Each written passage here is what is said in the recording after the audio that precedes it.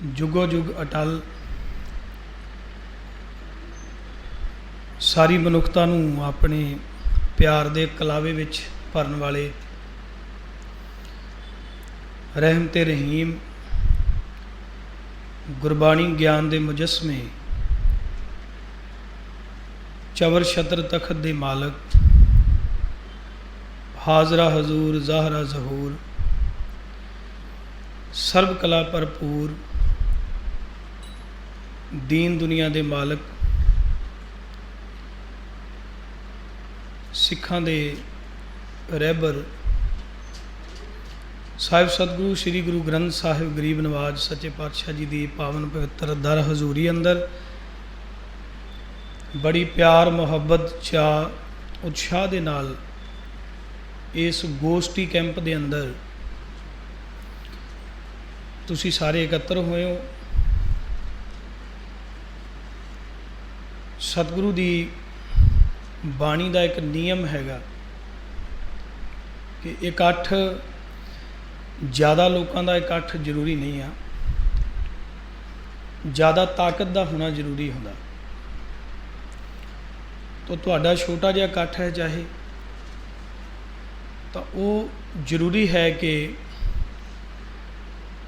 वो ताकत नूं दर्शाउंदा आ कि तुहाडे अंदर जिहड़ी सिक्खी दी चिणग हैगी आ वो अजे जिंदा आ।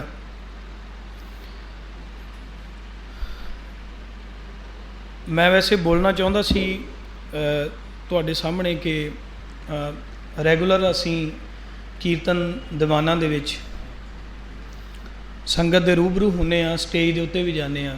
पिछले 2.5 साल तो जदों ये आस उम्मीद ही नहीं सी कि कौम इस पासे नूं मोड़ा देगी, उस वेले असी इन्हां साजां नूं अपनी हिक नाल ला के अपना फर्ज समझते हुए असी सतगुरु के दरबारां दे विच कीर्तन करन जांदे सी ते जिन्नी क संगत साडे कोलों सैटिस्फाई हुंदी सी, वो सुनते सन, उन्होंने फर्क महसूस होंदा सी, वो सानू मिलते सी आके उन्हां दे मिलन दी जिहड़ी पावर सी, जिहड़ी ताकत सी, वो साडे लई अगला काम करन लई प्रेरणादायक हुंदी सी। 550 बच्चों के नाल सुल्तानपुर लोधी जाना, सुल्तानपुर लोधी के कंढे उत्ते 550 मिनट सतगुरु की याद विच वो बोर्ड के थल्ले बैठ के 9 घंटे लगातार सतगुरु की याद विच कीर्तन करना। सुल्तानपुर लोधी का विच कैंप हैगा, जिहड़ियां क्लासेस चल रही जां ऑनलाइन बच्चे सिक्ख्या लै रहे, वो सारियां चीज़ां संगत दे उस आशीर्वाद दे विचों निकलियां जिहड़ा उन्होंने साडे ते यकीन किया। सो अज जिहड़ी मैं आप जी के सामने प्रैजेंटेशन लैके आया वो भाई साहब भाई महताब सिंह जी उन्होंने तुहाडे नाल जो साझी की है ना कि क्यों, वो क्यों का जवाब मैनूं लगदा घट्टो घट्ट 37-38 स्लाइड ने, ਉਹਦੇ ਵਿੱਚੋਂ ਕੁਝ ਸਲਾਈਡਸ इदां ਦੀਆਂ ਨੇ ਜਿਹੜੀਆਂ ਦਾ ਵਿਸ਼ਲੇਸ਼ਣ ਕਰਨ ਦੀ ਲੋੜ ਨਹੀਂ, ਉਹ ਤੁਹਾਡੇ ਸਾਹਮਣੇ ਜਦੋਂ ਆਉਣਗੀਆਂ ਤਾਂ ਤੁਸੀਂ ਆਪੇ ਹੀ ਅੰਦਾਜ਼ਾ ਲਾ ਲੈਣਾ। ਇਸ ਕਰਕੇ ਟਾਈਮ ਦੀ ਬਚਤ ਵੀ ਹੋ ਜਾਣੀ ਹੈ ਤੇ ਤੁਹਾਨੂੰ ਉਹ ਪ੍ਰਤੱਖ ਜਿਹੜੀ ਚੀਜ਼ ਸਾਹਮਣੇ ਹੈਗੀ ਉਹ ਵੀ ਦਿਸ ਜਾਣੀ। ਜਿਹੜੀ ਪਹਿਲੀ ਪ੍ਰੈਜੈਂਟੇਸ਼ਨ ਤੁਸੀਂ ਦੇਖ ਰਹੇ ਆ ਇਹ ਉਸ ਵੇਲੇ ਦੀ ਹੈ ਜਦੋਂ ਨਾ ਕੈਮਰਾ ਸੀ, ईस्ट इंडिया कंपनी जिहड़ी हैगी आ उहदी इंटैलीजेंस सी पंजाब दी एक मिनट की खबर चाहुंदी सी। मैं आप सब नूं एक बेनती करना चाहुंदा कि कैंप तो बाद एक किताब हैगी हरपाल सिंह पन्नू दी तत्थ तो मिथ तक, वो किताब जिहड़ी हैगी आ उहदे विच दस्सिया होया विक्टोरिया दा जिहड़ी मलका विक्टोरिया उहदा नौकर सी अब्दुल, 3 ही पग वाले बंदे आ जिन्हां दी फोटो महाराणी विक्टोरिया की गैलरी में लगी हुई है तो वह दस्तारधारी है। अब्दुल भी दस्तार बन्नदा सी, महाराजा दलीप सिंह की फोटो भी उत्थे हैगी है। उन्होंने एक मिनट की खबर चाहिए सी कि पंजाब च की हो रहा, तो जदों पंजाब च एंट्री होंदी है महाराजा रणजीत सिंह के राज नूं दरड़ के जदों एंट्री करते हैं तो मैं उस इलाके विचों आउणा आ, मैं उस एरिए का वसनीक हाँ जिथे साडा सरों के गड्डियां नाल लक तोड़िया गया सी ਸਾਨੂੰ ਬਰੂਦ ਦੀ ਥਾਂ 'ਤੇ ਸਰੋਂ ਦਿੱਤੀ ਗਈ। ਸਭਰਾਵਾਂ ਉਹ ਬਿਲਕੁਲ ਮੇਰੇ 7 ਕਿਲੋਮੀਟਰ ਨੇੜੇ ਹੈ, ਜਿੱਥੇ ਆਖਰੀ ਗੱਦਾਰੀ ਸਾਡੀ ਕੌਮ ਨਾਲ ਹੋਈ, ਕਿਉਂਕਿ ਸਤਲੁਜ ਜਿਹੜਾ ਸੀ ਉਹ ਸਾਡੀ ਰੀੜ੍ਹ ਦੀ ਹੱਡੀ ਸੀ। ਹਰੀਕੇ ਪੱਤਨ ਵਾਲੀ ਸਾਈਡ ਜਿਹੜੀਆਂ ਫੌਜਾਂ ਬੈਠੀਆਂ ਸਨ ਉਹ ਸ਼ਾਮ ਸਿੰਘ ਅਟਾਰੀ ਦੀਆਂ ਸਨ, ਜਿਹੜੀਆਂ ਫੌਜਾਂ ਦੂਸਰੀ ਸਾਈਡ ਬੈਠੀਆਂ ਸਨ ਫਿਰੋਜ਼ਪੁਰ ਵਾਲੀ ਸਾਈਡ ਉਹ ਗੋਰੇ ਦੀਆਂ ਫੌਜਾਂ ਸੀ। ਅਤੇ ਸਤਲੁਜ ਨੂੰ ਪਾਰ ਕਰਨਾ ਹੀ ਸਿੱਖੀ ਦੇ ਉੱਤੇ, ਪੰਜਾਬ ਦੇ ਉੱਤੇ ਕਬਜ਼ਾ ਕਰਨਾ ਸੀ। ਤਾਂ ਉਸ ਆਖਰੀ ਯੋਧੇ ਦੀ ਲਾਸ਼ ਦੇ ਉੱਤੋਂ ਦੀ ਉਹਨਾਂ ਨੇ ਸਤਲੁਜ ਪਾਰ ਕੀਤਾ। ਉਸ ਮੌਕੇ ਜਿਹੜੀਆਂ ਖਬਰਾਂ ਜਾਂਦੀਆਂ ਸਨ ਉਹਦੇ ਵਿੱਚ ਸਭ ਤੋਂ ਮੇਨ ਖਬਰ ਇਹ ਸੀ ਕਿ ਇਹ ਇੱਕ ਇਲਾਹੀ ਤਾਕਤ ਲੈਂਦੇ ਹੈ ਸ੍ਰੀ ਦਰਬਾਰ ਸਾਹਿਬ ਅੰਮ੍ਰਿਤਸਰ ਤੋਂ। ਇਹ ਗੱਲ ਇੱਕ ਵਾਰੀ ਨਹੀਂ, ਮੇਰੇ ਕੋਲ ਹੁਣ ਉਹਨਾਂ ਸਮਾਂ ਨਹੀਂ, 10 ਡਾਕੂਮੈਂਟਸ ਨੇ, 10 ਹਮਲਾਵਰ ਜਿਨ੍ਹਾਂ ਦੀਆਂ ਲਿਖਤੀ ਰਿਪੋਰਟਾਂ ਦੇ ਵਿੱਚ ਦਰਜ ਹੈ ਕਿ ਸ੍ਰੀ ਦਰਬਾਰ ਸਾਹਿਬ ਅੰਮ੍ਰਿਤਸਰ ਤੋਂ ਇਹਨਾਂ ਨੂੰ ਇੱਕ ਤਾਕਤ ਮਿਲਦੀ ਹੈ। ਉਹ ਪਤਾ ਨਹੀਂ ਕੀ ਹੈ, ਪਰ ਇਹ ਦਰਬਾਰ ਸਾਹਿਬ ਵਾਸਤੇ ਆਪਣੀ ਜਿੰਦ ਕੁਰਬਾਨ ਕਰਨ ਲਈ ਤਿਆਰ ਹੈ। ਇਹ ਤਸਵੀਰ ਦਰਬਾਰ ਸਾਹਿਬ ਦੇ ਅੰਦਰ ਦੀ ਹੈ। ਇੱਕ ਸਿੰਘ ਜੋੜੀ ਲੈ ਕੇ ਬੈਠਾ ਹੋਇਆ, ਕੋਈ ਨਿਯਮ ਨਹੀਂ ਕਿ ਜੋੜੀ ਵਾਲੇ ਨੇ ਸੱਜੇ ਹੀ ਬਹਿਣਾ ਕਿ ਖੱਬੇ ਹੀ ਬਹਿਣਾ।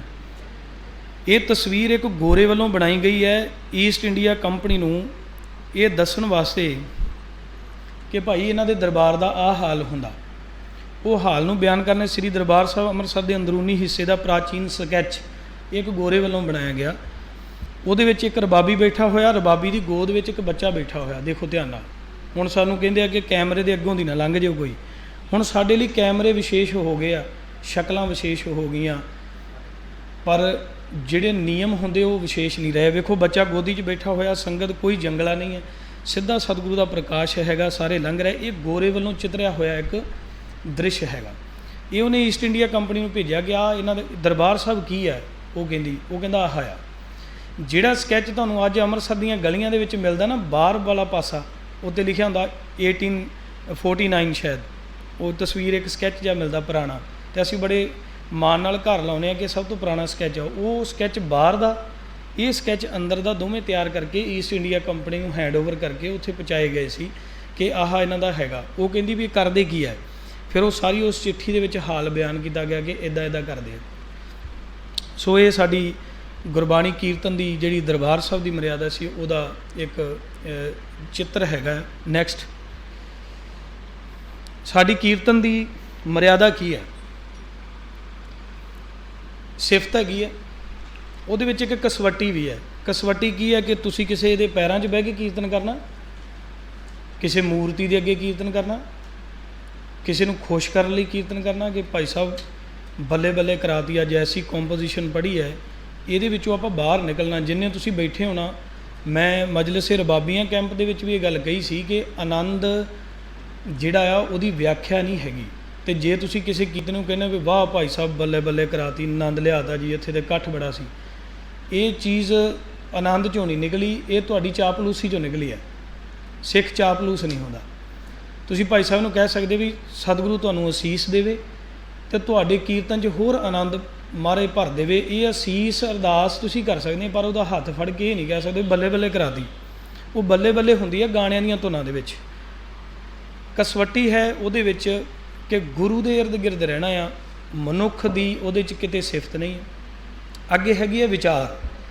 ਵਿਚਾਰਕ ਕੀਰਤਨ ਕਦੋਂ ਹੁੰਦਾ, ਜਦੋਂ ਕੁਝ ਗੁਰੂ ਗ੍ਰੰਥ ਸਾਹਿਬ ਦੇ ਸ਼ਬਦ ਪੜ੍ਹੇ ਜਾਣ।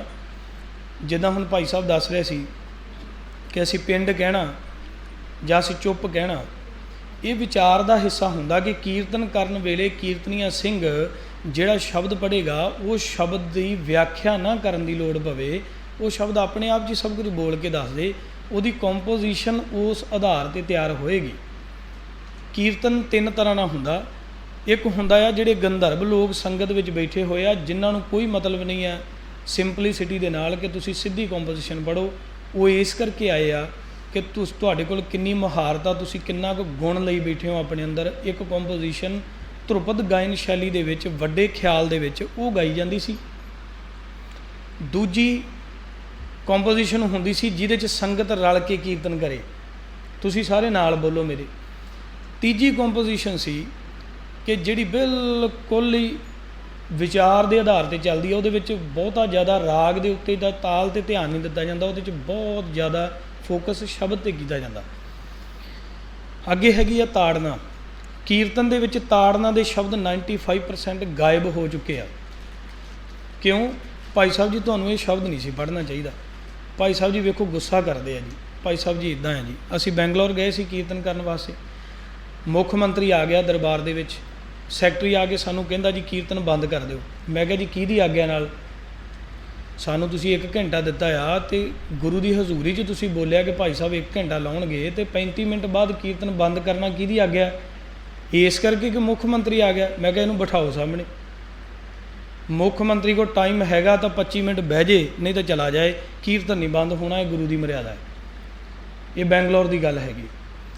ਉਸ ਤੋਂ ਬਾਅਦ ਅਸੀਂ ਮਾਨਤਾ ਕੀਤਾ ਸੀ ਉੱਥੇ ਕਿ ਅਸੀਂ ਰਾਜੇ ਸ਼ੀ ਮੁਕੱਦਮ ਕੁੱਤੇ ਸ਼ਬਦ ਲਾਈਏ, ਤਾਂ ਕਿ ਘੱਟੋ ਘੱਟ ਸਾਡੇ ਬੰਦੇ ਵਿਆਖਿਆ ਕਰਕੇ ਤਾਂ ਦੱਸਣ ਵੀ ਮੁੱਖ ਮੰਤਰੀ ਸਾਹਿਬ ਸਾਡਾ ਬੰਦਾ ਇੱਦਾਂ ਕਹਿੰਦਾ। ਪਰ ਫਿਰ ਵੀ ਜਦੋਂ ਮੈਂ ਲੈਕਚਰ ਕਰਕੇ ਦੱਸਿਆ ਕਿ ਗੁਰੂ ਅਮਰਦਾਸ ਸਾਹਿਬ ਨੇ ਅਕਬਰ ਦੀ ਪਰਵਾਹ ਨਹੀਂ ਕੀਤੀ, ਅਤੇ ਅਸੀਂ ਮੁੱਖ ਮੰਤਰੀ ਅੱਜ ਸਾਡੀ ਵੀ ਕਸਵੱਟੀ ਹੈ ਕਿ ਮੁੱਖ ਮੰਤਰੀ ਦੇ ਆਉਣ 'ਤੇ ਅਸੀਂ ਚਾਪਲੂਸੀ ਦੇ ਆਧਾਰ 'ਤੇ ਹਾਏ ਸਾਨੂੰ ਇਹਨਾਂ ਨੇ ਬੈਂਗਲੌਰ ਨਹੀਂ ਸੱਦਣਾ, ਹਾਏ ਸਾਡਾ 21,000 ਗਿਆ, ਹਾਏ ਸਾਨੂੰ 11,000 ਨਹੀਂ ਦੇਣਾ ਇਹਨਾਂ ਨੇ। ਇਹ ਠੀਕ ਹੈ ਕਿ ਜਾਂ ਗੁਰੂ ਅਮਰਦਾਸ ਸਾਹਿਬ ਸਾਹਮਣੇ ਬੈਠੇ ਪ੍ਰਕਾਸ਼ਮਾਨ ਨੇ ਪੁੱਛ ਰਹੇ ਨੇ, ਕਾਕਾ ਅਸੀਂ ਤਾਂ ਅਕਬਰ ਦੇ ਆਉਣ ਨਾਲ ਦਰਬਾਰ ਦੇ ਵਿੱਚੋਂ ਕੀਰਤਨ ਬੰਦ ਨਹੀਂ ਸੀ ਕੀਤਾ, ਹੁਣ ਤੇਰੀ ਔਕਾਤ ਵੇਖਦੇ ਹਾਂ ਕਿੰਨੀ ਕੁ। ਇਹਦੇ ਵਿੱਚ ਤੁਹਾਡੀ ਸਿਫਤ ਨਹੀਂ ਆ, ਤੁਹਾਨੂੰ ਗੁਰੂ ਨੇ ਸਭ ਕੁਝ ਸਿਖਾ ਕੇ ਗਿਆ ਹੈ। ਤੁਹਾਡਾ ਨਾ ਚੱਲਣਾ, ਤੁਹਾਡਾ ਆਲਸ ਅਤੇ ਤੁਹਾਡੀ ਬੇਈਮਾਨੀ ਜ਼ਰੂਰ ਹੋ ਸਕਦੀ ਹੈ, ਪਰ ਗੁਰੂ ਨੇ ਤੁਹਾਨੂੰ ਥਾਂ ਥਾਂ ਦੱਸਤਾ ਵੀ ਇੱਥੇ ਇੱਦਾਂ ਨਹੀਂ ਕਰਨਾ, ਆਹ ਸਾਖੀ ਹੈ, ਇੱਥੇ ਇੱਦਾਂ ਨਹੀਂ ਕਰਨਾ, ਆਹ ਸਾਖੀ ਹੈ। ਮੈਂ ਆਪਣੇ ਪੁੱਤ ਮਰਵਾਏ, ਆਹ ਸਾਖੀ ਹੈ, ਮੈਂ ਕੁਰਬਾਨੀਆਂ ਦਿੱਤੀਆਂ, ਆਹ ਸਾਖੀ ਹੈ। ਉਸ ਤੋਂ ਬਾਅਦ ਆਉਂਦਾ ਜੀ ਉਪਦੇਸ਼, ਜਿਹੜੇ ਸ਼ਬਦਾਂ ਦੇ ਵਿੱਚ ਸਿੱਖੀ ਦੀ ਦ੍ਰਿੜਤਾ ਅਤੇ ਤੁਹਾਡੀ ਜੀਵਨ ਸ਼ੈਲੀ ਨੂੰ ਬਦਲਦੀਆਂ ਭਾਵਨਾਵਾਂ ਛੁਪੀਆਂ ਹੋਈਆਂ ਜਿਨ੍ਹਾਂ ਸ਼ਬਦਾਂ ਦੇ ਵਿੱਚ, ਉਹ ਸ਼ਬਦ ਇੱਥੇ ਪੜ੍ਹਨੇ। ਆਵੋ ਸਿੱਖ ਸਤਿਗੁਰੂ ਕੇ ਪਿਆਰਿਓ ਗਾਵੋ ਸੱਚੀ ਬਾਣੀ, ਇਹ ਉਪਦੇਸ਼ਕ ਸ਼ਬਦ ਹੈਗਾ। ਉਸ ਤੋਂ ਬਾਅਦ ਹੈ ਸੱਚਾਈ, ਕਿ ਚਾਹੇ ਜੋ ਮਰਜ਼ੀ ਹੋ ਜਾਏ ਤੁਸੀਂ ਕੀਰਤਨ ਦੇ ਵਿੱਚ ਸੱਚ ਹੀ ਬੋਲੋਗੇ, ਕਿਸੇ ਦੀ ਚਾਪਲੂਸੀ ਨਹੀਂ ਕਰੋਗੇ।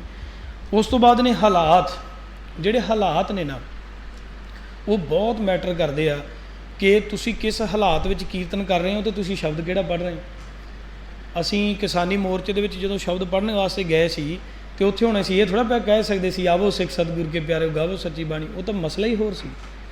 ਉੱਥੇ ਅਸੀਂ ਇਹ ਪੜ੍ਹ ਸਕਦੇ ਸੀ, ਹੱਕ ਪਰਾਇਆ ਨਾਨਕਾ ਉਸ ਸੂਰ ਉਸ ਗਾਏ, ਗੁਰਪੀਰ ਹਮਾ ਤਾਂ ਭਰੈ ਜਾਂ ਮੁਰਦਾਰ ਨਾ ਖਾਏ। ਇਹ ਸਬਜੈਕਟ ਸੀ ਉਦੋਂ ਦਾ। ਸੋ ਹਾਲਾਤ ਅਤੇ ਅਗਾਂਹ ਵਧੂ ਵਿਚਾਰ ਜਿਹੜੇ ਹੈਗੇ ਆ, ਚਲੋ ਬਾਣੀ ਤਾਂ ਹੈ ਹੀ ਸਾਰੀ ਅਗਾਂਹ ਵਧੂ ਹੈ, ਤਾਂ ਜਦੋਂ ਵੀ ਕੀਰਤਨ ਦੀ ਸਮਾਪਤੀ ਹੋਵੇ ਤਾਂ ਸੰਗਤ ਨੂੰ ਤੁਸੀਂ ਅਗਾਂਹ ਵਧੂ ਵਿਚਾਰ ਦੇ ਕੇ ਉੱਠਣਾ, ਤਾਂ ਕਿ ਸੰਗਤ ਨਰਵਸ ਨਾ ਹੋਵੇ, ਨੈਗੇਟਿਵ ਨਾ ਹੋਵੇ। ਇਹ ਕੀਰਤਨੀਆਂ ਦੀਆਂ ਇਹ ਪਰਿਭਾਸ਼ਾ ਹੈਗੀ। ਵੈਸੇ ਬਹੁਤ ਪਰਿਭਾਸ਼ਾ ਹੈਗੀਆਂ, ਪਰ ਅਸੀਂ ਇੰਨੀਆਂ ਸਾਂਝੀਆਂ ਕਰਾਂਗੇ ਜੀ। ਕੀਰਤਨ ਜਾਂ ਸੰਗੀਤ ਜਿਹੜਾ ਹੈਗਾ ਸੀ ਉਹ ਕੀ ਸੀ ਭਲਾ?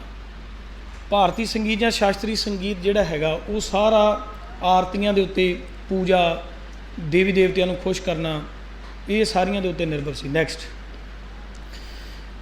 ਜਾਂ ਹੈਗਾ ਸੀ ਲੋਕ ਸੰਗੀਤ ਅਤੇ ਅਸ਼ਲੀਲਤਾ, ਕਿ ਫੇਮਸ ਲਿਸਟ ਕਿੰਨੀ ਕੁ ਹੈ, ਫੋਲੋਅਰ ਕਿੰਨੇ ਕੁ ਹੈਗੇ ਜੀ, ਹਾਏ ਫਲਾਣਾ ਮਰ ਗਿਆ ਜੀ, ਉਹਦੇ 'ਤੇ ਫੋਲੋਅਰ ਬੜੇ ਸੀ, ਉਹਨੂੰ ਮਰਨਾ ਨਹੀਂ ਸੀ ਚਾਹੀਦਾ। ਕੀ ਫੋਲੋਅਰਸ਼ਿਪ ਜਿਹੜੀ ਹੈਗੀ ਆ ਉਹ ਤੁਹਾਡੀ ਮੌਤ 'ਤੇ ਕਾਬੂ ਕਰਦੀ ਹੈ? ਨੈਕਸਟ ਜਾਂ ਦਰਬਾਰਾਂ ਦੇ ਅੰਦਰ ਕੀ ਜਿਹੜਾ ਸੰਗੀਤ ਵਜਾਇਆ ਜਾਂਦਾ ਸੀ ਚਾਪਲੂਸੀ ਕਰਨ ਵਾਸਤੇ, ਕਿ ਰਾਜੇ ਦੀ ਸਿਫਤ ਕਰੋ ਸੋਨਾ ਮਿਲੇਗਾ। ਉੱਥੇ ਮੁੱਖ ਦਰਬਾਰੀ ਬਣਨ ਵਾਸਤੇ ਅਸੀਂ ਜੰਗ ਕਰਦੇ ਸੀ ਸੰਗੀਤ ਦੀ। ਉਹ ਸਤਿਗੁਰੂ ਨੇ ਕਿਹਾ ਵੀ ਇਹ ਸਿੱਖ ਮੇਰਾ ਜੰਗ ਕਰਨ ਵਾਸਤੇ ਕੀਰਤਨ ਨਹੀਂ ਕਰਦਾ। ਵੀ ਭਾਈ ਸਾਹਿਬ ਨੇ ਮਲ੍ਹਾਰ ਪੜ੍ਹਿਆ ਅਤੇ ਉਹਨਾਂ ਨੇ ਨਜ਼ਾਰਾ ਲਿਆਤਾ, ਆ ਦੂਜੇ ਰਾਗੀ ਨੇ ਮਲ੍ਹਾਰ ਪੜ੍ਹਿਆ, ਇਹ ਥੋੜ੍ਹਾ ਜਿਹਾ ਢਿੱਲਾ ਜਿਹਾ ਸੀ ਬੰਦਾ। ਤੁਸੀਂ ਢਿੱਲਾਪਣ ਵੇਖਣ ਆਏ ਹੋ ਕਿ ਸ਼ਬਦ ਸੁਣਨ ਆਏ ਹੋ? ਨੈਕਸਟ ਮੰਗ ਕੇ ਖਾਣਾ। ਨੈਕਸਟ ਜਿਹੜੀਆਂ ਸੰਗੀਤ ਦੀਆਂ ਚੀਜ਼ਾਂ ਨੇ ਉਹ ਸਾਹਮਣੇ ਕਰਨਾ। ਕੋਠਿਆਂ ਦੇ ਉੱਤੇ, ਨੈਕਸਟ ਸੰਗੀਤ ਕੋਠਿਆਂ ਦੇ ਉੱਤੇ ਵਰਤਿਆ ਜਾਂਦਾ ਸੀ ਨਾਚ ਵਾਸਤੇ। ਕਿਸੇ ਨੇ ਕਹਿਤਾ ਜੀ ਸ਼ਰ੍ਹਾ ਮੁਤਾਬਕ ਬਿਲਕੁਲ ਸੰਗੀਤ ਗਾਉਣਾ ਹੀ ਨਹੀਂ, ਬੈਨ ਆ, ਖਤਮ ਹੀ ਕਰ ਦਿਓ ਕਹਾਣੀ, ਜੜ੍ਹੋਂ ਹੀ ਵੱਢ ਦਿਓ, ਲੋੜ ਹੀ ਨਹੀਂ ਹੈਗੀ। ਨੈਕਸਟ ਸੰਗੀਤ ਨੂੰ ਕੁਝ ਘਰਾਣਿਆਂ ਤੱਕ ਸੀਮਤ ਕਰਕੇ ਰੱਖਣਾ। ਇਹ ਬੰਦਾ ਸਾਡੇ ਘਰਾਣੇ 'ਚ ਆਏਗਾ, 20 ਸਾਲ ਸਾਡੇ ਕੋਲ ਸਿੱਖੇਗਾ, ਇਹ ਘਰਾਣਿਆਂ ਤੱਕ ਸੀਮਤ ਰਹੇਗਾ। ਇਹ ਘਰਾਣਾ ਆਗਿਆ ਦੇਵੇਗਾ ਤਾਂ ਪ੍ਰੈਜੈਂਟੇਸ਼ਨ ਅੱਗੇ ਦੇ ਸਕਦਾ। ਜੇ ਉਸਤਾਦ ਨੇ ਕਹਿਤਾ ਵੀ ਤੂੰ ਸਟੇਜ 'ਤੇ ਨਹੀਂ ਸਾਰੀ ਜ਼ਿੰਦਗੀ ਚੜ੍ਹ ਸਕਦਾ, ਤਾਂ ਉਹ ਚਾਹੇ 20 ਸਾਲ ਸਿੱਖਦਾ ਰਹੇ, ਉਹ ਸਟੇਜ 'ਤੇ ਨਹੀਂ ਚੜ੍ਹ ਸਕਦਾ ਕਿਉਂਕਿ ਉਸਤਾਦ ਨੇ ਕਹਿ ਤਾ। ਸਤਿਗੁਰੂ ਕਹਿੰਦੇ ਇੱਦਾਂ ਦੀ ਤਾਂ ਕੋਈ ਗੱਲ ਹੀ ਨਹੀਂ। ਮਹਾਰਾਜ ਸਾਹਿਬ ਨੇ ਤਾਂ ਆਪਣਾ ਸਰੰਦਾ ਸੰਗਤ ਨੂੰ ਫੜਾ ਕੇ ਕਿਹਾ ਸੀ, ਜੇ ਨਹੀਂ ਕੀਰਤਨ ਕਰਨਾ ਆਉਂਦਾ ਤਾਂ ਕੀਰਤਨ ਕਰਨਾ ਆ ਜਾਏਗਾ, ਵਿਸ਼ਵਾਸ ਰੱਖੋ ਅਤੇ ਕਰੋ। ਉੱਥੇ ਇਹ ਨਹੀਂ ਕਿਹਾ ਗਿਆ ਵੀ ਤੁਸੀਂ 20 ਸਾਲ ਪਹਿਲਾਂ ਕੀਰਤਨ ਸਿੱਖ ਕੇ ਆਓ। ਸਤਿਗੁਰੂ ਕਹਿੰਦੇ, ਗੁਰੂ ਅਰਜਨ ਸਾਹਿਬ ਜੀ ਕਹਿੰਦੇ ਕਿ ਤੁਸੀਂ ਕਿੰਨੇ ਸਾਲ ਹੋ ਗਏ ਸਾਨੂੰ ਸਾਹਮਣੇ ਬੈਠ ਕੇ ਸੁਣਿਆ। ਗੁਰੂ ਅਰਜਨ ਸਾਹਿਬ ਜੀ ਨੂੰ ਦਰਬਾਰ ਸਾਹਿਬ ਦੇ ਵਿੱਚ ਸੰਗਤ ਨੇ ਕਿੰਨੇ ਸਾਲ ਸਰੰਦੇ ਨਾਲ ਸਾਹਮਣੇ ਬੈਠ ਕੇ ਸੁਣਿਆ ਨਾ। ਅਤੇ ਸਤਿਗੁਰੂ ਕਹਿੰਦੇ ਉਹ ਸਾਹਮਣੇ ਬੈਠ ਕੇ ਸੁਣੇ ਵਿੱਚੋਂ ਕੁਝ ਕੁ ਅੰਸ਼ ਜਿਹੜੇ ਯਾਦ ਹੈਗੇ ਉਹਨਾਂ ਨਾਲ ਕੀਰਤਨ ਕਰ ਦਿਓ। ਤਾਂ ਉਸ ਵੇਲੇ ਸੰਗਤ ਸਤਿਗੁਰੂ ਦੇ ਉਸ ਸਰੰਦੇ ਨੂੰ ਲੈ ਕੇ, ਉਹਨਾਂ ਸਾਜ਼ਾਂ ਨੂੰ ਲੈ ਕੇ ਭਾਵਨਾ ਦੇ ਵਿੱਚ ਆ ਕੇ ਕੀਰਤਨ ਕੀਤਾ। ਨੈਕਸਟ ਜਿਹੜੀ ਅਗਲੀ ਚੀਜ਼ ਹੈਗੀ ਆ ਸਾਜ਼, ਕਿਉਂਕਿ ਕੀਰਤਨ ਦੀ ਵਿਆਖਿਆ ਤੁਹਾਨੂੰ ਬਹੁਤ ਮਿਲ ਜਾਣੀ ਆ, ਪਰ ਸਾਜ਼ ਦੇ ਉੱਤੇ ਜਿਹੜੀ ਵਿਆਖਿਆ ਹੈਗੀ ਆ ਪਿਛਲੇ ਸਮੇਂ ਦੌਰਾਨ ਬੜੀ ਝਾੜ ਪੂੰਝ ਹੋਈ ਹੈ। ਸੋਸ਼ਲ ਮੀਡੀਆ ਦੇ ਉੱਤੇ ਬੜਾ ਕੁਝ ਬੋਲਿਆ ਗਿਆ ਕਿ ਫਲਾਣਾ ਜੀ ਉਹ ਤਾਂ ਤੁਸੀਂ ਸਾਨੂੰ ਕਹਿੰਦੇ ਹੋ ਕਿ ਗੋਰੇ ਦਾ ਸਾਜ਼ ਵਰਤਦੇ ਆ ਤੁਸੀਂ, ਅਤੇ ਮਹਾਰਾਜ ਨੇ ਵੀ ਤਾਂ ਅਫਗਾਨੀ ਸਾਜ਼ ਵਰਤਿਆ ਸੀ, ਸੱਚੇ ਪਾਤਸ਼ਾਹ ਵੀ ਤਾਂ ਅਫਗਾਨੀ ਰਬਾਬ ਵਰਤਦੇ ਰਹਿੰਦੇ ਸੀ। ਉਹਦਾ ਜਵਾਬ ਅਗਲੀਆਂ ਸਲਾਈਡਾਂ ਦੇ ਵਿੱਚ ਹੈ ਕਿ ਕੀ ਮਹਾਰਾਜ ਨੇ ਵਾਕਈ ਉਹ ਸਾਜ਼ ਵਰਤੇ ਕਿ ਨਹੀਂ ਵਰਤੇ। ਇਹ ਤੁਸੀਂ ਐਨਾਲਿਸਿਸ ਕਰ ਲਿਆ ਜੀ, ਮੈਂ ਗਲਤ ਵੀ ਹੋ ਸਕਦਾ, ਪਰ ਮੇਰੀ ਜਿੰਨੀ ਕੋਸ਼ਿਸ਼, ਮੇਰੀ ਜਿਹੜੀ ਵਿੱਦਿਆ ਸੀ ਮੈਂ ਉਹ ਆਪ ਜੀ ਦੇ ਸਾਹਮਣੇ ਸਾਂਝੀ ਕਰਨ ਲੱਗਾ ਹਾਂ। ਸਾਜ਼ ਕੀ ਹੁੰਦਾ। ਨੈਕਸਟ ਇਹ ਨੇ ਹੜੱਪਾ ਸੱਭਿਅਤਾ ਅਤੇ ਮਹੰਜੋਦੜੋ ਦੀਆਂ ਗੁਫਾਵਾਂ ਦੇ ਅੰਦਰੋਂ, ਕਮਰਿਆਂ ਦੇ ਵਿੱਚੋਂ ਮਿਲੇ ਹੋਏ ਚਿੱਤਰਾਂ ਤੋਂ ਅੱਗੇ ਦਰਸਾਉਣ ਵਾਸਤੇ ਪਿਕਚਰਸ ਤਿਆਰ ਕੀਤੀਆਂ ਗਈਆਂ ਕਿ ਉਹ ਲੋਕ ਕਿੱਦਾਂ ਕਰਦੇ ਸੀ। ਇੱਕ ਤੁਸੀਂ ਉਹ ਤੀਰ ਕਮਾਨ ਦੀ ਸ਼ਕਲ ਦਾ ਦੇਖ ਰਹੇ ਹੋ, ਉਹ ਗੱਜ ਹੈਗਾ।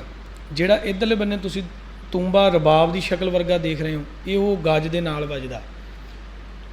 ਇਹ ਅੱਜ ਦੇ ਨਹੀਂ ਡਿਵੈਲਪ ਹੈਗੇ, ਇਹ ਚੀਜ਼ਾਂ ਇੱਦਾਂ ਨਹੀਂ ਹੈ ਕਿ ਇਹ ਕਿਤੇ ਤੁਹਾਨੂੰ ਬਿਲਕੁਲ ਨਵੀਆਂ ਮਿਲ ਗਈਆਂ।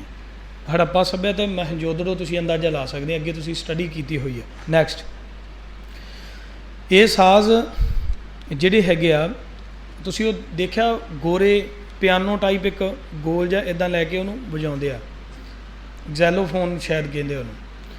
ਇਹ ਆਦੀਵਾਸੀਆਂ ਦੇ ਅਫਰੀਕਨ ਆਦੀਵਾਸੀ ਜਿਹੜੇ ਹੈਗੇ ਆ ਉਹਨਾਂ ਦੇ ਸਾਜ਼ ਹੈਗੇ ਆ। ਤਾਂ ਤੁਸੀਂ ਅੰਦਾਜ਼ਾ ਲਾ ਸਕਦੇ ਆ ਕਿ ਪਹਿਲਾਂ ਉਹਨਾਂ ਨੇ ਸਾਪਾ 2 ਸੁਰ ਦਾ ਜ਼ੈਲੋਫੋਨ ਲੱਕੜ ਦਾ ਬਣਾਇਆ ਸੀ। ਉਸ ਤੋਂ ਬਾਅਦ ਨੈਕਸਟ ਜਦੋਂ ਉਹਨਾਂ ਨੇ ਡਿਵੈਲਪਮੈਂਟ ਕੀਤੀ ਤਾਂ 7 ਸੁਰ ਦਾ ਬਣਾਇਆ, ਲੱਕੜ ਦਾ ਹੀ। ਉਹਨਾਂ ਨੂੰ ਕੌਣ ਸਟੱਡੀ ਕਰਾਉਣ ਆਇਆ ਸੀ, ਕਿਹੜੀ ਯੂਨੀਵਰਸਿਟੀ 'ਚੋਂ ਪੜ੍ਹ ਕੇ ਆਏ ਸੀ ਕਿ 7 ਸੁਰਾਂ ਇੱਦਾਂ ਰੱਖਣੀਆਂ ਚਾਹੀਦੀਆਂ। ਉਹਨਾਂ ਨੂੰ ਕਿੱਥੋਂ ਲੱਭਿਆ ਸੰਗੀਤ। ਜੰਗਲ ਦੇ ਵਿੱਚ ਉਹਨਾਂ ਨੂੰ ਕਿਹੜਾ ਕਾਲਜ ਮਿਲਿਆ ਸੀ ਜਿੱਥੇ ਕਿਹਾ ਸੀ ਕਿ ਰੇ ਕੋਮਲ ਹੁੰਦਾ, ਸਾ ਹੁੰਦਾ, ਰੇ ਸ਼ੁੱਧ ਲੱਗਦਾ ਹੈ, ਰੇ ਸ਼ੁੱਧ ਤੋਂ ਬਾਅਦ ਗਾ ਕੋਮਲ ਆਉਂਦਾ ਹੈ, ਗਾ ਕੋਮਲ ਤੋਂ ਬਾਅਦ ਗਾ ਸ਼ੁੱਧ ਲੱਗਦਾ। ਕੌਣ ਸੀ ਉਹਨਾਂ ਨੂੰ ਦੱਸਣ ਵਾਲਾ? ਆਦੀਵਾਸੀ। ਉਹ ਤਾਂ ਜੇ ਜਾਨਵਰ ਮਿਲਦਾ ਤਾਂ ਉਹ ਤਾਂ ਮੂੰਹ ਨਾਲ ਮਾਸ ਖਾਣ ਵਾਲੇ, ਸਿੱਧਾ ਹੀ ਕੱਚਾ ਹੀ ਮਾਸ ਖਾਣ ਵਾਲੇ ਬੰਦੇ ਸੀ।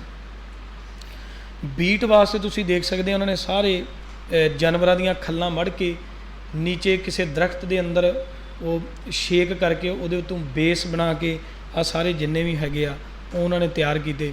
ਸਾਊਂਡ ਵਾਸਤੇ ਉਹ ਨੀਚੇ ਅਸੀਂ ਦੇਖਦੇ ਹਾਂ ਬੈਂਡ ਪਾਈਪ, ਅੱਜ ਦੇਖਦੇ ਹਾਂ ਅਸੀਂ ਉਹ ਜਿਹੜਾ ਵਜਾਉਂਦੇ ਹਾਂ ਅਸੀਂ, ਉਹ ਜਿਹੜਾ ਆਰਮੀ ਦੇ ਵਿੱਚ ਜਦੋਂ ਕਿਸੇ ਨੂੰ ਸਲਾਮੀ ਦਿੱਤੀ ਜਾਂਦੀ, ਉਹ ਛੋਟੀਆਂ ਛੋਟੀਆਂ ਉਹਨਾਂ ਕੋਲ ਹੁੰਦੀਆਂ, ਉਹ ਉਸ ਵੇਲੇ ਕਿਸੇ ਜਾਨਵਰ ਦੇ ਸਿੰਗ ਦੇ ਨਾਲ ਬਣਾਇਆ ਹੋਇਆ ਸਾਊਂਡ ਉਹ ਹੈਗਾ। ਬੰਸਰੀ ਉਸ ਵੇਲੇ ਦੀ ਹੈਗੀ ਆ। ਇਹ ਮੈਂ ਅਫਰੀਕਨ ਸਾਈਟ ਤੋਂ, ਜਿਹੜੀ ਉਹਨਾਂ ਦੀ ਵਿਕੀਪੀਡੀਆ ਸਾਈਟ ਹੈਗੀ ਆ ਅਫਰੀਕਨ ਇੰਸਟਰੂਮੈਂਟ, ਉਹ ਸਾਈਟ ਦੇ ਉੱਤੋਂ ਇਹ ਫੋਟੋ ਮੈਨੂੰ ਪ੍ਰਾਪਤ ਹੋਈ। ਅੱਗੇ ਜੀ ਇਹ ਹੈਗੇ ਅਫਰੀਕੀ ਸਾਜ਼ ਜਿਹੜੇ ਹੁਣ ਤੁਹਾਨੂੰ ਮਿਲਦੇ ਆ, ਉਹ ਪੁਰਾਣੇ ਬਜ਼ੁਰਗਾਂ ਦੇ ਸਾਜ਼ ਹੈ। ਜਿਹੜੀ ਚੀਜ਼ ਮੈਂ ਸਵਾਲ ਖੜਾ ਕਰਨ ਲੱਗਾ ਨਾ, ਉਹ ਇੱਥੇ ਆਉਣਾ ਹੈ। ਉਹ ਜਿਹੜਾ ਹੈਗਾ ਆ ਉਹ ਕਿਸੇ ਲੱਕੜ ਦਾ ਇੱਕ ਇੱਦਾਂ ਦਾ ਤੂੰਬਾ ਹੈਗਾ ਜਿਹੜਾ ਤੁਹਾਨੂੰ ਹਾਰਪ ਦੇਖਿਆ ਤੁਸੀਂ ਫਰਾਂਸ ਦੇ ਵਿੱਚ, ਜਾਂ ਇੱਕ ਇੱਦਾਂ ਕਰਕੇ ਨਾ ਇੱਦਾਂ ਦੀ ਸ਼ਕਲ ਦਾ ਇੱਕ ਸੁਰ ਮੰਡਲ ਟਾਈਪ ਬਣਿਆ ਹੁੰਦਾ, ਅਤੇ ਲੜਕੀਆਂ ਕਈ YouTube 'ਤੇ ਹੈਗਾ ਉਹਨੂੰ ਇੱਦਾਂ ਕਰਕੇ ਵਜਾਉਂਦੀਆਂ ਹਾਰਪ। ਇਹ ਅਫਰੀਕਾ ਦੇ ਆਦੀਵਾਸੀਆਂ ਨੇ ਹਾਰਪ ਬਣਾਇਆ। ਉਹ ਨੀਚੇ ਜਿਹੜਾ ਸਾਜ਼ ਹੈਗਾ, ਉਹ ਸਾਜ਼ ਤੁਸੀਂ ਅੱਜ ਇੰਟਰਨੈਟ ਦੇ ਉੱਤੇ ਜਿੱਥੇ ਮਰਜ਼ੀ ਜਾ ਕੇ ਉਹਨੂੰ ਖਰੀਦ ਸਕਦੇ ਆ। ਪਰ ਉਹਦੀ ਇੱਕ ਖਾਸੀਅਤ ਹੈਗੀ ਆ, ਇੱਧਰ ਵਾਲੇ ਦੀ ਜਿਹੜਾ ਵਾਈਟ ਬੈਕਗਰਾਊਂਡ ਦੇ ਵਿੱਚ ਹੈਗਾ, ਉਹਦੀ ਖਾਸੀਅਤ ਇਹ ਹੈ ਕਿ ਉਹ ਸਿਰਫ ਇੱਕ ਹੀ ਰਾਗ ਵਜਾ ਸਕਦਾ। ਉਹਨੂੰ ਇੱਕ ਰਾਗ ਵਾਸਤੇ ਹੀ ਪੈਦਾ ਕੀਤਾ ਗਿਆ। ਜੇ ਤੁਸੀਂ ਰਾਗ ਚੇਂਜ ਕਰਨਾ ਤਾਂ ਤੁਹਾਨੂੰ ਉੱਪਰੋਂ ਉਹਦੀਆਂ ਕਿੱਲੀਆਂ ਇੱਕ ਛੋਟੀ ਜਿਹੀ ਹਥੌੜੀ ਆਉਂਦੀ ਆ, ਉਹਦੇ ਨਾਲ ਤੁਹਾਨੂੰ ਉਹਨੂੰ ਟਿਊਨ ਕਰਨਾ ਪੈਣਾ ਕਿ ਤੁਸੀਂ ਰੇ ਕੋਮਲ ਚਾਹੁੰਦੇ ਆ ਜਾਂ ਰੇ ਸ਼ੁੱਧ ਚਾਹੁੰਦੇ ਆ ਜਾਂ ਮਾਂ ਤੀਵਰ ਬਸੰਤ ਰਾਗ ਵਜਾਉਣਾ ਚਾਹੁੰਦੇ ਆ, ਤਾਂ ਤੁਸੀਂ ਉਹਨੂੰ ਟਿਊਨ ਕਰ ਲਓ ਆਪਣੇ ਹਿਸਾਬ ਨਾਲ। ਪਰ ਉਹ ਆਦੀਵਾਸੀਆਂ ਦਾ ਸਾਜ਼ ਹੈਗਾ, ਉਹਨਾਂ ਨੇ ਪਹਿਲਾਂ ਹੀ ਉਹਨੂੰ ਟਿਊਨ ਕਰਨ ਦੀ ਲੋੜ ਹੀ ਨਹੀਂ, ਉਹਨਾਂ ਨੇ ਕੋਮਲ ਸ਼ੁੱਧ ਸੁਰ ਸਾਰੇ ਪਹਿਲਾਂ ਹੀ ਦੇਤੇ ਹੋਏ। ਇਹ ਤੁਹਾਡੀ ਡਿਵੈਲਪਮੈਂਟ 'ਚੋਂ ਨਿਕਲਿਆ ਹੋਇਆ ਸਾਜ਼ ਆ, ਉਹ ਆਦੀਵਾਸੀਆਂ ਦਾ ਸਾਜ਼ ਹੈ। ਇਹ ਸਾਜ਼ ਉਹਨਾਂ ਦੇ ਜੱਦੀ ਸਾਜ਼ ਨੇ, ਇਹ ਮਿਊਜ਼ੀਅਮ 'ਚ ਨਹੀਂ ਪਏ ਹੋਏ। ਇਹ ਗੱਲ ਯਾਦ ਰੱਖਿਓ, ਸਾਡਾ ਸਰੰਦਾ 300 ਸਾਲ ਦੇ ਵਿੱਚ ਦਰਬਾਰ ਸਾਹਿਬ ਦੇ ਮਿਊਜ਼ੀਅਮ 'ਚ ਪਹੁੰਚਾਤਾ ਸੀ। ਜਾ ਕੇ ਦੇਖ ਲਓ ਦਰਬਾਰ ਸਾਹਿਬ ਅਜਾਇਬ ਘਰ ਦੇ ਵਿੱਚ, ਸੰਗਤ ਨੂੰ ਬੜੇ ਮਾਣ ਨਾਲ ਦਰਸ਼ਨ ਕਰਾਉਂਦੇ ਆ ਜੀ। ਸ਼ੀਸ਼ੇ ਦੇ ਵਿੱਚ ਹੱਥ ਨਾ ਲਾਇਓ ਜੀ, ਇਹ ਸਾਡੇ ਗੁਰੂ ਸਾਹਿਬ ਦਾ ਸਰੰਦਾ ਹੈ ਜੀ, ਇਹ ਮਹਾਰਾਜ ਦੀ ਸਰੰਗੀ ਹੈ ਜੀ। ਇਹ ਕੀ ਹੈ ਜੀ? ਇਹ ਤਾਂ ਬਸ ਹੁਣ ਸ਼ੀਸ਼ੇ 'ਚ ਹੀ ਬੰਦ ਹੈ। ਵੇਖੋ ਇਹਨੂੰ, ਜਾ ਕੇ ਹਾਰਮੋਨੀਅਮ ਨਾਲ ਕੀਰਤਨ ਕਰੋ। ਉਹ ਵਿਰਾਸਤ ਸਾਂਭ ਕੇ ਬੈਠੇ ਹੋਏ ਆ, ਉਹਨਾਂ ਦੇ ਜੋ ਪੁਰਖਿਆਂ ਨੇ ਜਿਸ ਤਰ੍ਹਾਂ ਦਾ ਡਿਜ਼ਾਈਨ ਦਿੱਤਾ ਉਹ ਅੱਜ ਵੀ ਉਹਦੇ ਨਾਲ ਗਾਉਂਦੇ ਆ। ਆਦੀਵਾਸੀ, ਅਸੀਂ ਕਹਿੰਦੇ ਹਾਂ ਸਿੱਖ ਕੌਮ ਬਹੁਤ ਡਿਵੈਲਪ ਕੌਮ ਆ। ਅਸੀਂ ਇੰਗਲਿਸ਼ ਦੇ ਵਿੱਚ ਵੱਡੇ ਵੱਡੇ ਲੈਕਚਰ ਕਰਦੇ ਸੁਣੇ ਹੋਣਗੇ ਤੁਸੀਂ, ਫੋਰਨ ਕੰਟਰੀ ਦੇ ਵਿੱਚ ਅਸੀਂ ਪਾਰਲੀਮੈਂਟਸ ਦੇ ਵਿੱਚ ਬੜੇ ਬੜੇ ਲੈਕਚਰ ਕਰਕੇ ਗੋਰਿਆਂ ਤੱਕ ਸਾਰਿਆਂ ਨੂੰ ਅਸੀਂ ਸੈਟੀਸਫਾਈ ਕਰ ਲਿਆ, ਪਰ ਇਹਦੇ ਬਾਰੇ ਕਿਸੇ ਨੇ ਕੰਮ ਹੀ ਨਹੀਂ ਕੀਤਾ। ਨੈਕਸਟ, ਇਹ ਹੈ ਚੀਨੀ ਸਾਜ਼। ਤੁਹਾਨੂੰ ਚੀਨ ਦੇ ਵਿੱਚ ਕੋਈ ਵੀ ਬੰਦਾ ਇਸ ਸਾਜ਼ ਤੋਂ ਬਿਨਾਂ ਜੇ ਵਾਇਲਨ 'ਤੇ ਜਾਂ ਪਿਆਨੋ ਦੇ ਉੱਤੇ ਗਾਉਂਦਾ ਮਿਲ ਜੇਗਾ ਤਾਂ ਕਹਿ ਦਿਓ ਕੀ ਗੱਲ ਜੀ, ਇਹਨਾਂ ਨੂੰ ਪੂਰੀ ਦੁਨੀਆ ਦੇ ਸਾਜ਼ਾਂ ਨਾਲ ਪਿਆਰ ਨਹੀਂ। ਚੀਨ ਦੇ ਲੋਕ ਨਹੀਂ ਚਾਹੁੰਦੇ ਕਿ ਅਸੀਂ ਡਿਵੈਲਪ ਹੋਈਏ। ਅਸੀਂ ਜੋ ਭੱਜ ਭੱਜ ਕੇ ਕਹਿੰਦੇ ਜੀ ਕੋਈ ਗੱਲ ਨਹੀਂ ਕੀਰਤਨ ਹੀ ਕਰਨਾ, ਜਿਹਦੇ ਨਾਲ ਮਰਜ਼ੀ ਕਰ ਲਓ, ਇਹਨਾਂ ਨੂੰ ਕਿਹਨੇ ਕਿਹਾ? ਉਹ ਟ੍ਰੈਡੀਸ਼ਨਲ ਇੰਸਟਰੂਮੈਂਟ ਹੈ। ਮੈਂ ਇੱਥੇ ਇੱਕ ਫੋਟੋ ਐਡ ਕਰਨਾ ਚਾਹੁੰਦਾ ਸੀ, ਇਹਨਾਂ ਦਾ ਬਹੁਤ ਪੁਰਾਣੀ ਫੋਟੋ ਆ, ਬਹੁਤ ਜ਼ਿਆਦਾ ਬਲੈਕ ਐਂਡ ਵਾਈਟ ਕੈਮਰੇ ਨਾਲ, ਉਹ ਸਾਫ਼ ਵੀ ਨਹੀਂ ਆਈ ਹੋਈ। ਉੱਥੇ ਇੱਕ ਬਜ਼ੁਰਗ ਬੈਠਾ, ਇਹ ਦੋਵਾਂ ਹੱਥਾਂ ਨਾਲ ਵੱਜਦਾ ਹੈ, ਐਸ ਹੱਥ ਨਾਲ ਬੀਟ ਦਿੱਤੀ ਜਾਂਦੀ ਹੈ, ਐਸ ਹੱਥ ਨਾਲ ਸੁਰ ਲਏ ਜਾਂਦੇ। ਇਹਦੇ ਨਾਲ ਪ੍ਰੋਪਰ ਬੀਟ ਹੁੰਦੀ ਹੈ, ਜਿਹੜੀ ਬੀਟ 'ਚ ਤੁਸੀਂ ਗਾਉਣਾ, ਇਹ ਇਸ ਬੀਟ 'ਚ ਚਲੋ ਸਤਾਰ ਟਾਈਪ, ਜਿੱਦਾਂ ਅਸੀਂ ਸਤਾਰ ਵਜਾਉਂਦੇ ਵੀ ਇੱਧਰੋਂ ਸੁਰ ਲੈਣੇ ਹੁੰਦੇ ਆ, ਇੱਧਰੋਂ ਅਸੀਂ ਬੀਟ ਰੱਖਣੀ ਹੁੰਦੀ ਹੈ, ਸੇਮ ਉਹੀ ਚੀਜ਼ ਆ। ਉਹ ਨੀਚੇ ਉਹ ਲੜਕੀ ਦੇ ਹੱਥ 'ਚ ਜਿਹੜਾ ਸਾਜ਼ ਹੈਗਾ ਉਹ ਚਾਈਨਾ ਦਾ ਸਾਜ਼ ਹੈਗਾ। ਡਿਵੈਲਪ ਕਰਕੇ ਉਹਨਾਂ ਨੂੰ ਜਿਹੜਾ ਸਾਜ਼ ਉਹਨਾਂ ਦੇਤਾ, ਉਸੇ ਦੀ ਨਿੱਕੀ ਸ਼ਕਲ ਦੇ ਵਿੱਚ ਉਹਨਾਂ ਨੂੰ ਤਿਆਰ ਕੀਤਾ। ਆਹ ਸਾਜ਼ ਦੇ ਸਾਰਿਆਂ ਦੇ ਨਾਮ ਹੈਗੇ ਆ। ਇਹੀ ਸਾਜ਼ ਤੁਹਾਨੂੰ ਚਾਈਨਾ ਦੇ ਵਿੱਚ ਟ੍ਰੈਡੀਸ਼ਨਲ ਇੰਸਟਰੂਮੈਂਟ ਮਿਲਣਗੇ, ਹੋਰ ਕੋਈ ਸਾਜ਼ ਨਹੀਂ ਮਿਲਣਾ। ਨੈਕਸਟ, ਇਹ ਹੈਗੇ ਆ ਫਰਾਂਸੀਸੀ ਸਾਜ਼। ਅਸੀਂ ਕਹਿੰਦੇ ਸਾ ਰੇ ਗਾ ਮਾ ਪਾ ਧਾ ਨੀ ਸਾ, ਗੋਰੇ ਕਹਿੰਦੇ ਨੇ ਸੀ ਡੀ ਈ ਐਫ ਜੀ ਏ ਬੀ, ਗੋਰਾਂ ਦੇ ਇਹ ਸੁਰ ਨੇ। ਫਰਾਂਸੀਸੀ ਕਹਿੰਦੇ ਡੋ ਰੇ ਮੀ ਫੋ ਸੋ ਲਾ ਸੀ, ਇਹ ਉਹਨਾਂ ਦੇ ਸੁਰ ਹੈਗੇ ਆ ਫਰਾਂਸੀਸੀਆਂ ਦੇ।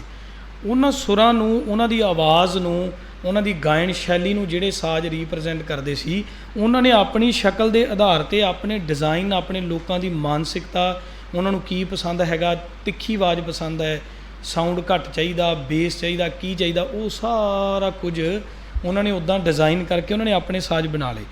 ਇਹ ਨੀਚੇ ਜਿਹੜਾ ਉਹ ਸਾਈਡ 'ਤੇ ਤੁਸੀਂ ਹਾਰਮੋਨੀਅਮ ਦੀ ਸ਼ਕਲ ਦਾ ਇੱਕ ਦੇਖ ਰਹੇ ਆ, ਬਿਲਕੁਲ ਫਸਟ 'ਤੇ ਉਹ ਸਾਜ਼ ਉਹਨਾਂ ਦਾ ਸਭ ਤੋਂ ਪੁਰਾਣਾ ਸਾਜ਼ ਆ, ਅਤੇ ਉਦੋਂ ਦਾ ਹੀ ਉਹ ਕਰਦੇ ਆ। ਇੱਦਾਂ ਮੋਢੇ ਪਾ ਕੇ ਤੁਸੀਂ ਦੇਖਿਆ ਹੋਣਾ, ਇੱਦਾਂ ਇੱਦਾਂ ਕਰਕੇ ਉਹ ਵਜਾਉਂਦੇ ਆ।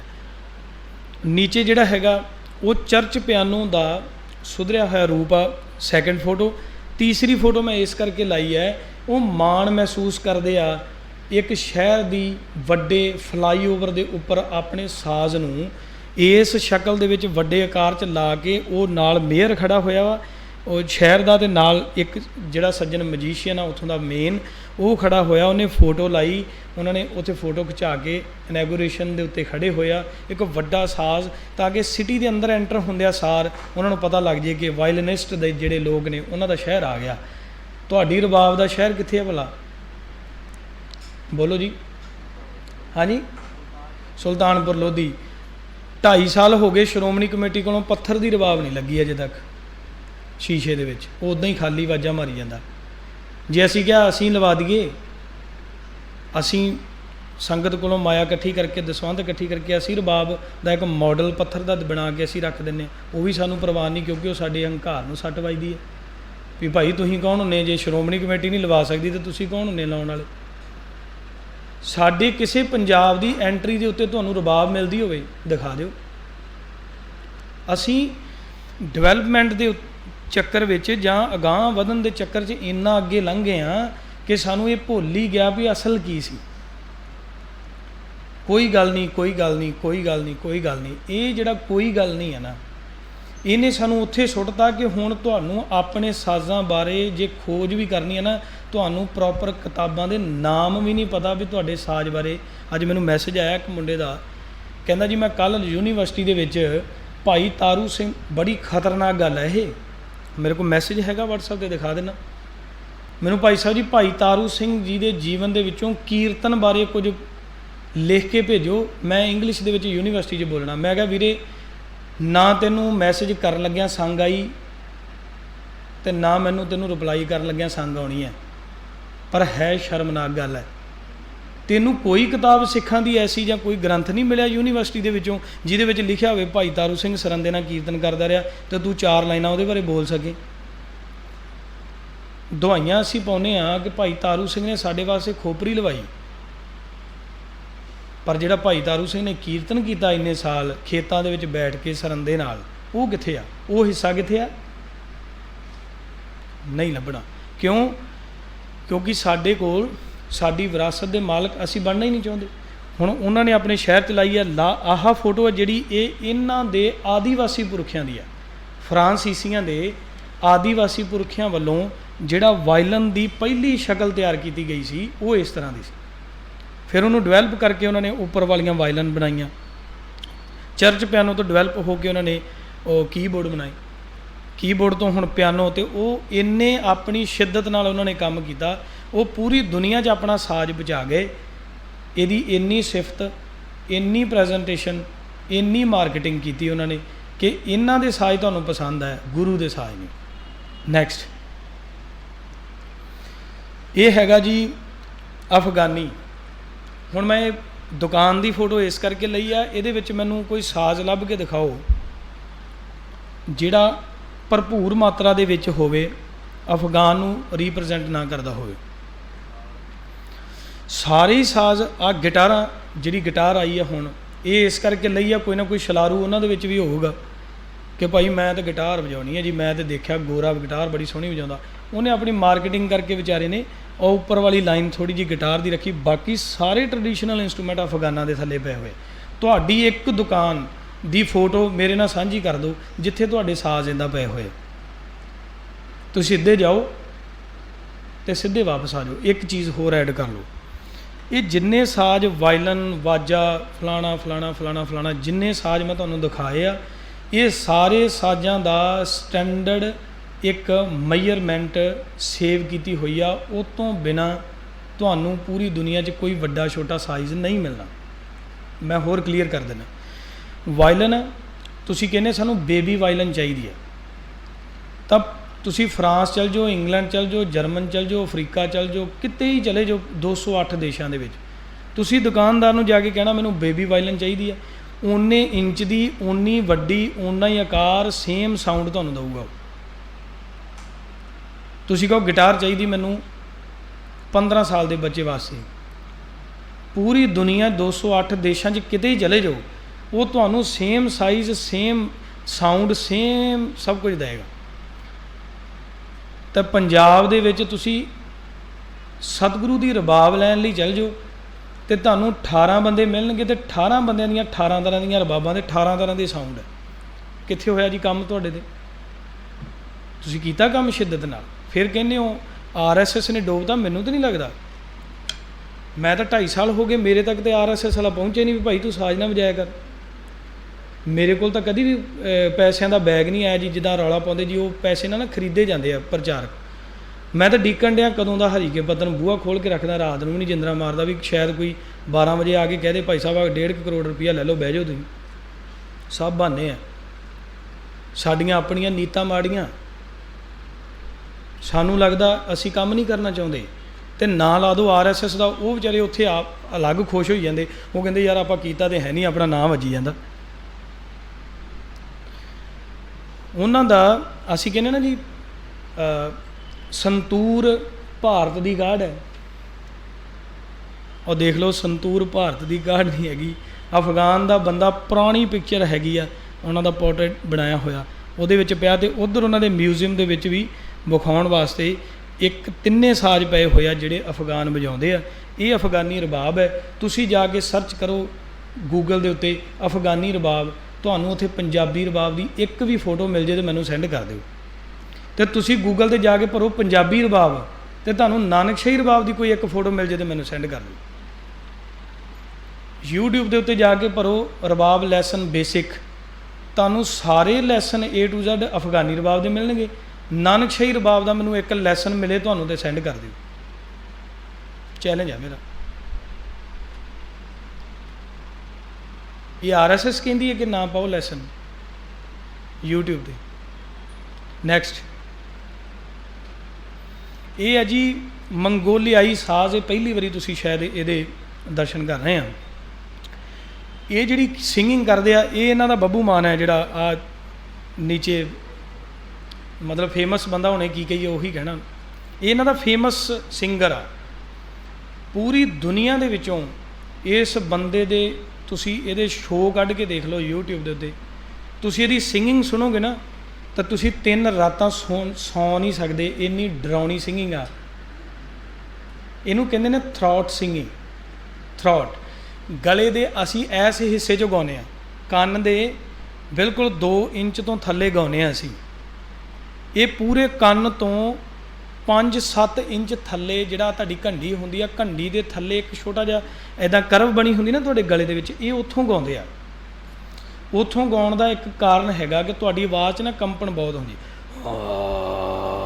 ਇੱਦਾਂ ਕਰਕੇ ਇੱਦਾਂ ਦੀ ਆਵਾਜ਼ ਆਉਂਦੀ ਹੈ।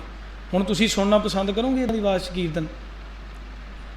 ਪਰ ਉਹ ਕੀ ਕਰੇ, ਉਹਦੀ ਟਰਡੀਸ਼ਨਲ ਉਹਨੂੰ ਦਿੱਤਾ ਹੀ ਆ। ਮੰਗੋਲੀ ਗਾਉਂਦੇ ਹੀ ਇੱਦਾਂ, ਕਿਉਂਕਿ ਮੰਗੋਲਾਂ ਦੇ ਅੰਦਰ ਭੂਤ ਪ੍ਰੇਤ ਫਲਾਣਾ ਢਿੰਗੜਾ ਆ ਜੀ, ਉਹ ਹੈਗੀ ਆ ਆਤਮਾਵਾਂ ਬੁਲਾਉਣੀਆਂ ਜੀ, ਇਹ ਫਲਾਣਾ, ਇਹਨਾਂ 'ਚ ਬਹੁਤ ਕੁਝ ਹੈ। ਇਹ ਸਾਰੀ ਰਾਤ ਆਤਮਾਵਾਂ ਵਾਸਤੇ ਗਾਉਂਦੇ ਆ, ਇਹ ਰੱਬ ਵਾਸਤੇ ਨਹੀਂ ਗਾਉਂਦੇ, ਕਿਉਂਕਿ ਇਹਨਾਂ ਦਾ ਰੱਬ ਹੈ ਹੀ ਨਹੀਂ। ਮੰਗੋਲ ਮੰਨਦਾ ਹੀ ਨਹੀਂ ਰੱਬ ਨੂੰ, ਉਹ ਤਾਂ ਚੰਗੇਜ਼ ਖਾਨ ਨੂੰ ਆਪਣਾ ਰੱਬ ਮੰਨਦਾ। ਪਰ ਉਹਨਾਂ ਦੇ ਬਜ਼ੁਰਗ ਵੇਖੋ, ਸੇਮ ਤੁਹਾਨੂੰ ਬਜ਼ੁਰਗ ਕੋਲ ਸਾਜ਼ ਮਿਲੂਗਾ, ਬਹੁਤ ਪੁਰਾਣਾ ਪੋਰਟਰੇਟ ਆ। ਸੇਮ ਸਾਜ਼ ਤੁਹਾਨੂੰ ਉਹਨਾਂ ਦੇ 1947 ਦੇ ਇਰਦ ਗਿਰਦ ਬੰਦੇ ਕੋਲ ਮਿਲੂਗਾ। ਸੇਮ ਇੰਸਟਰੂਮੈਂਟ ਤੁਹਾਨੂੰ ਉਹਨਾਂ ਦੇ ਹੁਣ ਦੇ ਫੇਮਸ ਬੰਦੇ ਕੋਲ ਮਿਲੂਗਾ। ਕੀ ਗੱਲ, ਇਹਨਾਂ ਨੂੰ ਗਿਟਾਰ ਨਹੀਂ ਦਿਸੀ, ਇਹਨਾਂ ਨੂੰ ਵਾਇਲਨ ਨਹੀਂ ਮਿਲਦੀ ਕਿਤਿਓਂ, ਕਿ ਜਾਂ ਇਹਨਾਂ ਨੂੰ ਦਿੰਦਾ ਨਹੀਂ ਕੋਈ, ਇਹਨਾਂ ਨੂੰ ਹਾਰਮੋਨੀਅਮ ਨਹੀਂ ਆਇਆ ਇਹਨਾਂ ਦੇ ਦੇਸ਼ ਵਿੱਚ। ਇਹਨਾਂ ਦੇ ਲੋਕ ਜਾਂ ਤੇ ਗਾਉਂਦੇ ਆ, ਮੰਗੋਲ ਜਿਹੜੇ ਹੈਗੇ ਆ, ਜਾਂ ਤੇ ਗਾਉਂਦੇ ਆ ਜਾਂ ਨਹੀਂ ਗਾਉਂਦੇ, 2 ਹੀ ਕੰਮ ਹੈ।